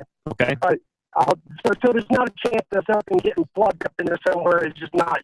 There's a chance of that, but with it fluctuating like it is, I doubt it. I think Ken's right. You've got just low coolant. Right. One other thing is possible. It could be the water pump if it isn't circulating the fluid, but then you should have a real major overheat. Yeah, right. It's not going to heat and then cool. It's just right. Heat. Right. So the water pump is going to either quit or not quit, right? Typically. Yes. Okay. All right. Thanks, Rick. Appreciate the phone call. Line open 303-477-5600 is our number. Lee and Parker is up next. Lee, welcome. Good morning. Good afternoon now. Afternoon, yeah. Okay, I've got a 1995 Ford Ranger pickup truck, automatic transmission, and for some time now, I'm talking like 3 years or more. If I start it in the morning, cranks right over. If I drive it a short distance before it gets up to temperature, turn it off, go to the grocery store, come back out, it starts right up. But if I go a longer distance and it's up to temperature, and I get out and come back in a short time, it will not start. It cranks, it's coughing like it's trying, but it doesn't start. Now, this week, I took it to a repair shop. They said, you need a fuel pump. They put a fuel pump in, and it does exactly the same thing. Now they're telling me I need a camshaft sensor. Okay, cam sensor. Yeah. Okay. Well, that's possible. I guess. Why did they think it needed a pump in the first place? They said that they checked the pressure. There was no pressure.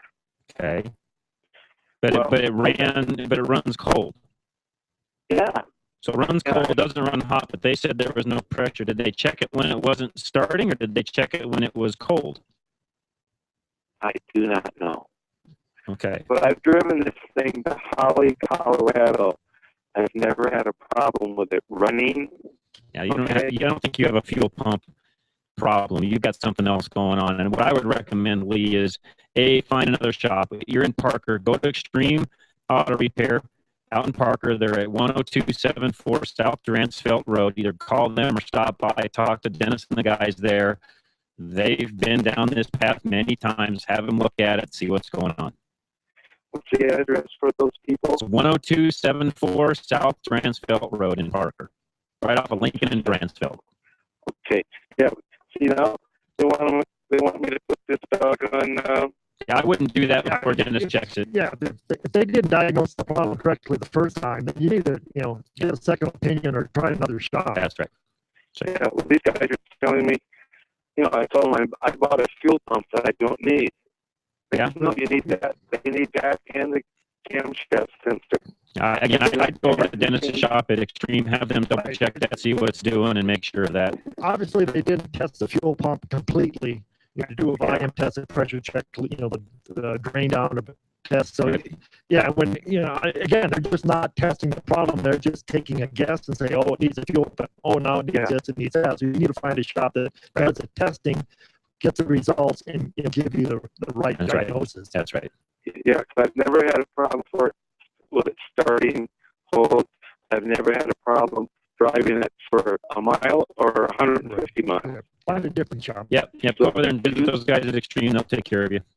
Okay, so it's not the fuel pump, right? I don't We think have no so. idea until we test. Not if you put one in it. It's still a problem. I would say it's not. You've already eliminated that one. Unless they didn't install it correctly. That's true too. You know, And there's electrical that goes to that, and there's other connectors you should put on. And the point being, there's a lot more to it than just the pump. Go have Dennis and those guys double check everything and go from there. That's right. Wonderful. Thank you. You eventually appreciate it very much. Let's go to Bob and Denver. Who's next? We got lines open, by the way. 303-477-5600. Bob, what's going on?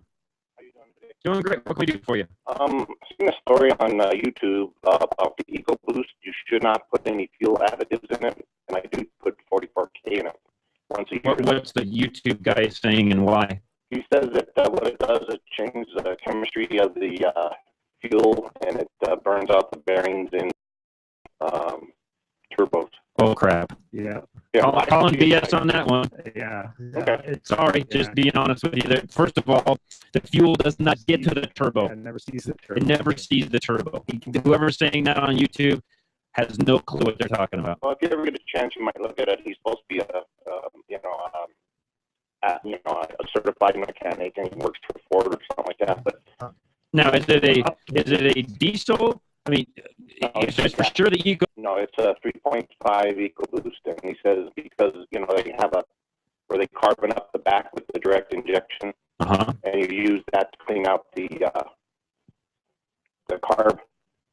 carbonation of it. Right. Getting back there. Well, he says you shouldn't do it. Either that or seafoam, either one of those two additives. I didn't know if anybody's ever seen that before. So not to use 44K or Seafoam? Yeah. Boy, that's a new one on me. I have not heard of that yet at all.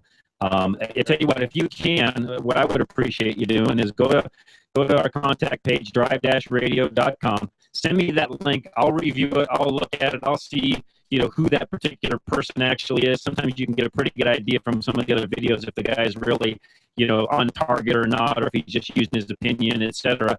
The thing I'm still questioning is, and the reason why I want to watch the video is, to Ken's point, fuel doesn't hit the turbo on a gas engine. I think what he's really saying, it raises the temperature of the exhaust. Okay, well, now that could be depending upon additive, although I was not aware that 44K or Seafoam raised the combustion temperature. Yeah, and that's the two ingredients he says. So. Yeah, send me the link. I'd love to see it, and if we find some validity to it, I'll come back and tell you so. Oh, no, that's fine. And then if I could ask another question. Sure, you're fine. Go right ahead. I have a 2011 F-150 EcoBoost half-ton crew cab. Right. It's got 18-inch tires on it, factory tires, and on what it says in the door to run 35 pounds, and I just caught on the tail end of what you're saying. You shouldn't really go by that. Yeah, I'm glad you're asking that. If you've changed from a P series to an LT series, the door sticker no longer applies. If you're still running the same tire that the truck came with, a P series tire, then the door sticker would apply. Okay, that's why I'm asking, because I got in on the tail end. No, you're fine, and that's a great question, and we need to make sure we reiterate that, because in your particular case, you could upgrade on that 18-inch tire to an LT, which, by the way, I'd recommend down the road if you get to that point where you're putting tires on it, put an LT tire on it, but then you're going to go off of the tire manufacturer's recommended air pressure, not what's on the door sticker. Okay, well, thank you very much. You're very welcome, Bob. Great questions, by the way. Thanks for calling us. And do we need another break today? Yeah, we do. We're okay? We don't need a break, or we do need a break? Okay, let's take a break right now. We'll come right back. Paige and Bennett, hang with us. You've got a question on your 2000 Jetta. We have a line open, 303-477-5600. Give us a call. We'll get you right on there, and we'll be back right after this. John Rush, your host, KLZ 560. Have you failed an emissions test and don't know what to do? Have you been trying to fix it yourself? Our Better West is your answer. We score 100% on our success ratio. That's confidence for the customer. We are always willing to explain the repair process to you. We use a proven diagnostic format that we have developed since the emissions program began here in Colorado. For an honest, understandable, and reasonably priced diagnosis, stop by and see us. We've helped clean our Colorado air since 1981. Call our Better West Auto and Truck 303-422-1065 or see us on the web at ourbadwestautoandtruck.com. If you would like to stop by to make an appointment, we are at 11752 West 64th Avenue. At Napa Auto Parts, we've been the most trusted name in auto parts for over 80 years. Probably because we've never stopped looking for ways to make the great parts we sell even better.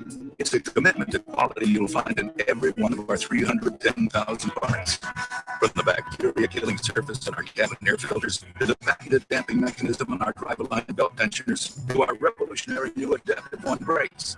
And Napa parts are covered by a warranty that's good at any of our 6,000 Napa Auto Parts stores nationwide. Yeah, maybe you don't get this at your average auto parts store, but at Napa, we've spent the last 80 years making sure we were anything but average. To find the Napa Auto Parts store nearest you, go to NapaOnline.com. Napa, get the good stuff. With over 125 locations in Colorado, southern Wyoming, and western Nebraska, there's only one place to get the good stuff. Napa Auto Parts. Reliability. It's what every driver wants from their vehicle.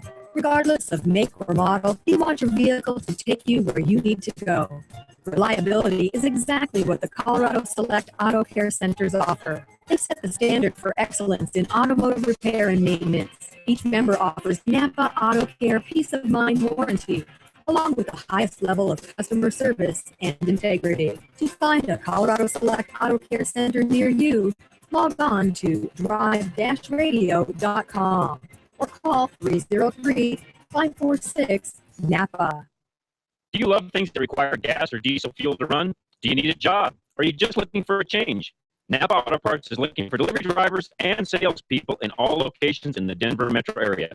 If you have experience in the industry, that helps, but it is not mandatory.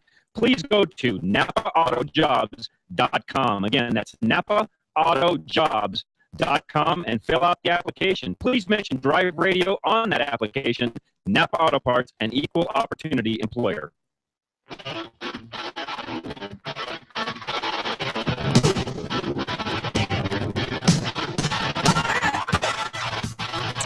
All right, we are back. John Rush, Drive Radio, KLZ 560. Appreciate everybody listening today and all of my guests that are in studio with me today. Also, I'll go backwards this time. I'll go counterclockwise. Ray Seidel from Four Seasons, Ken and Mike from Quick Tread, and Ken Rackley from TuneTech. Thank you guys so much for being with us. And we were trying to watch a little bit of YouTube there in between the break, and I'll get to the bottom of this EcoBoost. Should you have additives? Should you not? Because that's a new one on me. But believe me, between now and next week, we'll all research it and figure out what we need to do there. Let's go to Paige. Who's next? Paige, welcome. Hi. So I drive a 2000 Volkswagen Jetta Geo, the manual transmission, and I'm trying to figure out how to check the transaxle and what type of transmission to put in there. Okay. Well, we will. Might take us a second to actually look this up real quick. And are you going to look it up, Ken, or you want me to? We'll see who gets it first. All right. So, you do a lot of repairs on your own car, or why do you need to check the transmission? Yeah, I do most of the work on my car. We live out in the country, so. Good for you. That's a good way to do it. And as far as you'd want to find out what the factory recommends for the transmission fluid that goes in there. That should be in your owner's manual. It doesn't say, because they give like the basic books for Jettas. Okay. It doesn't even say anything. What engine's in yours again? 1.8. 1.8. Okay. So they don't give you any kind of specs as far as the transmission, and just a general. Yeah, it's just general. Most of it's in German, so I can't read it. Imagine that. All right. So for the transmission, and you said it's manual, right? Oh, it's not a manual. Yeah, it's a manual. Oh, it's manual. I'm sorry. Manual transmission.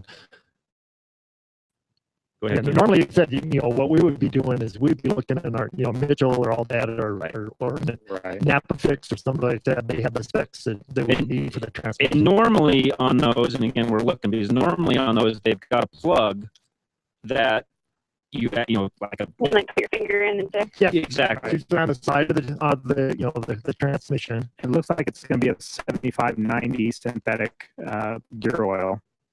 Okay. And there's two different transmissions, but they both take the same one. So. Okay. And yeah.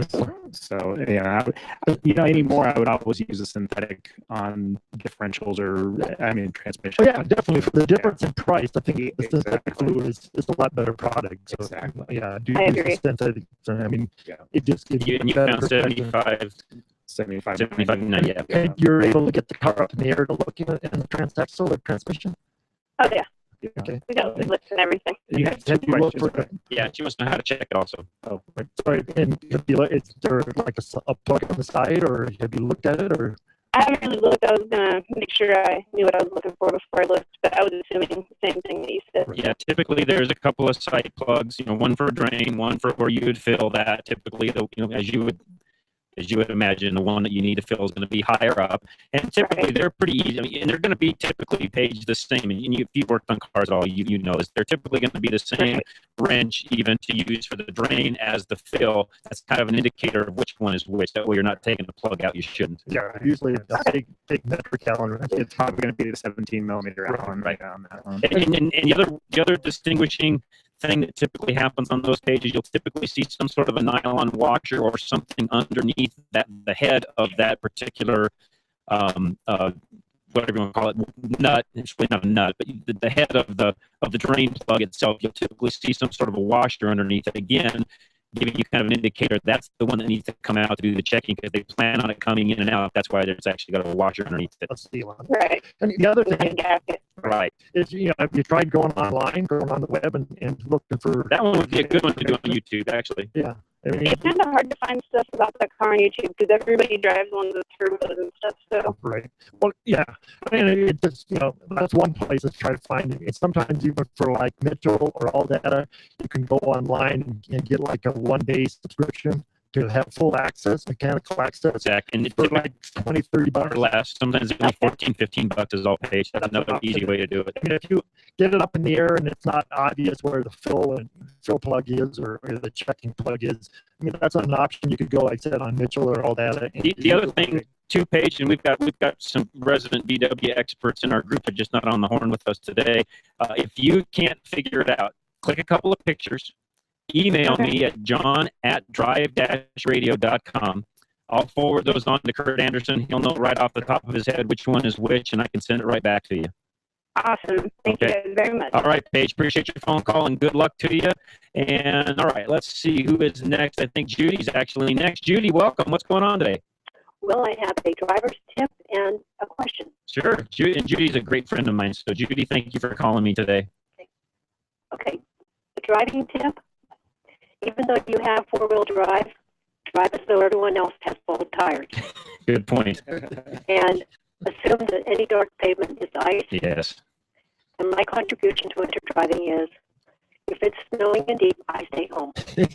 Well, and I had talked about that a little bit earlier, Judy, and you know me, and given the fact that I'm out typically in the snowstorms pushing snow and doing some things like that, not only does it make it easier for the guys on the streets sides of the fence getting things plowed and easier for your next day of work, it even makes the parking lots and where you work and where you park and where you shop and park and so on, even all of that gets easier the less traffic there is. Yes, and it keeps my fenders looking good. That's exactly right. You are 100% correct.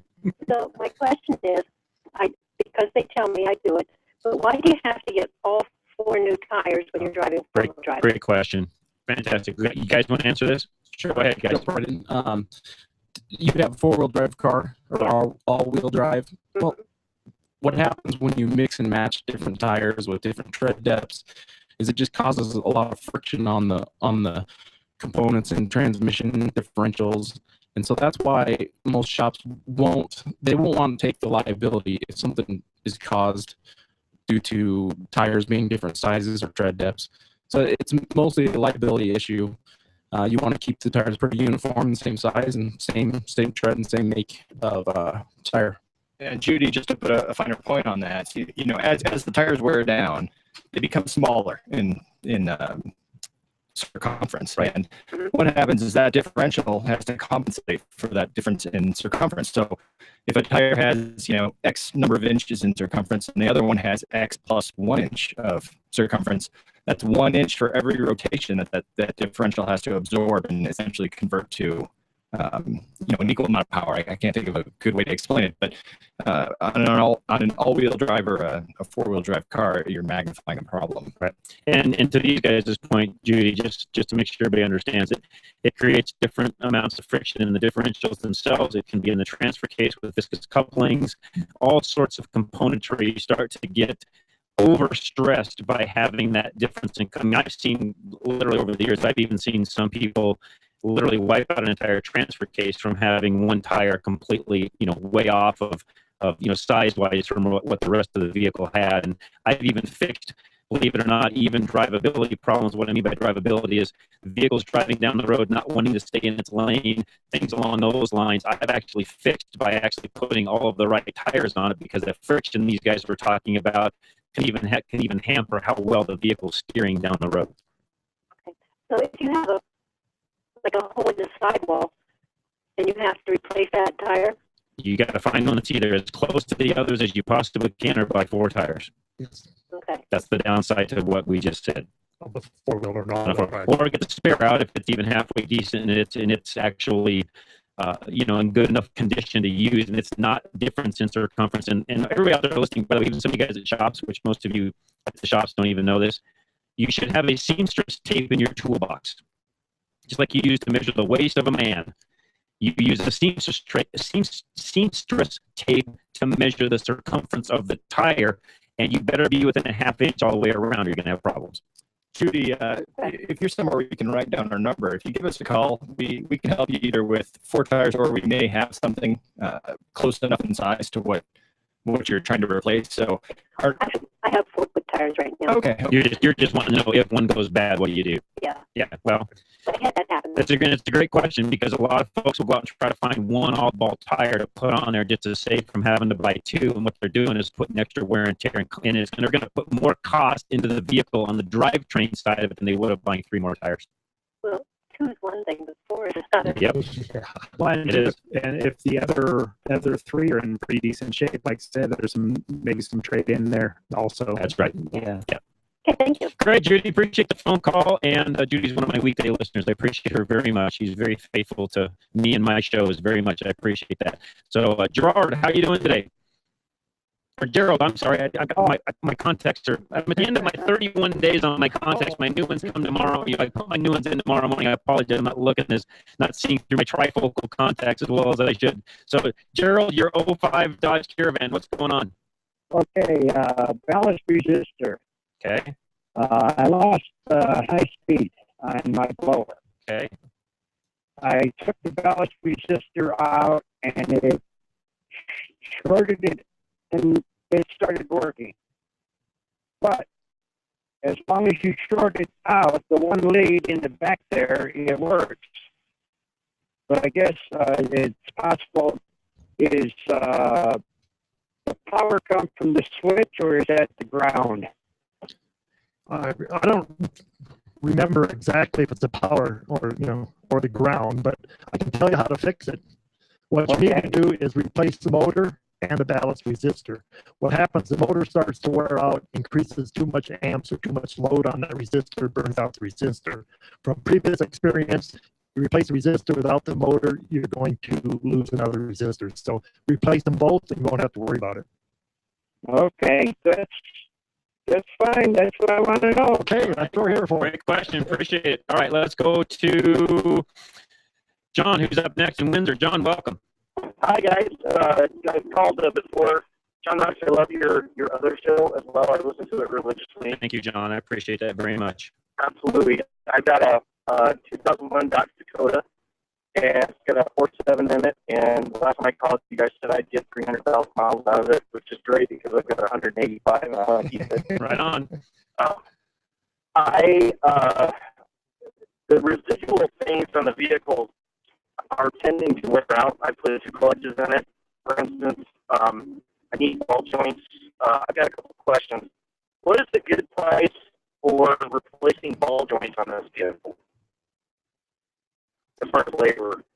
That's a good it's a good 3/4 of a day job by the time you're all done. Sometimes, especially with as many miles as you anticipate too, you might be better off going with a control arm assembly, and depending on upper lower, save some money. Actually. Yeah, I mean, in the long run, yeah, because a lot of times, especially on those, I know on my daughter's Durango, they creak a lot. Right. The ball joints aren't bad, but the bushings are pretty good. What you're kind of saying is, rather than just replace the ball joint, replace the whole control arm. That way, you're getting the bushings and the ball joint to get a better ride. And and usually the extra labor for the ball joints versus replacing the control evens out. Vehicles. Right. But yeah, as far as the labor, I can't remember. I mean, doing ball joints on any four-wheel drive on the front end. By the time you're all done with labor, alignment, parts, you'll be $1,000 minimum before you spend it. I mean, it's a 5-hour job up for an lower balls, just the ball joints. So by the time you get 5 hours worth of labor, by the time you buy the parts, etc., John, yeah, you'll have $1,000 in it pretty easily. Well, that's what I figured. And my dad and I replaced the ball joints on my mom's Crown Vic. So I was thinking, if I could do that one, I could probably do it by myself. You can. I mean, the biggest thing you have to watch for on the four-wheel drive end of things is you've got more stuff to take apart. You're going to have an axle coming through the knuckle. You got to get the knuckle off. I'm with these guys. If it's got that many miles, then I'd probably put a control arm in, which that part's fairly easy. That won't be as big of a deal.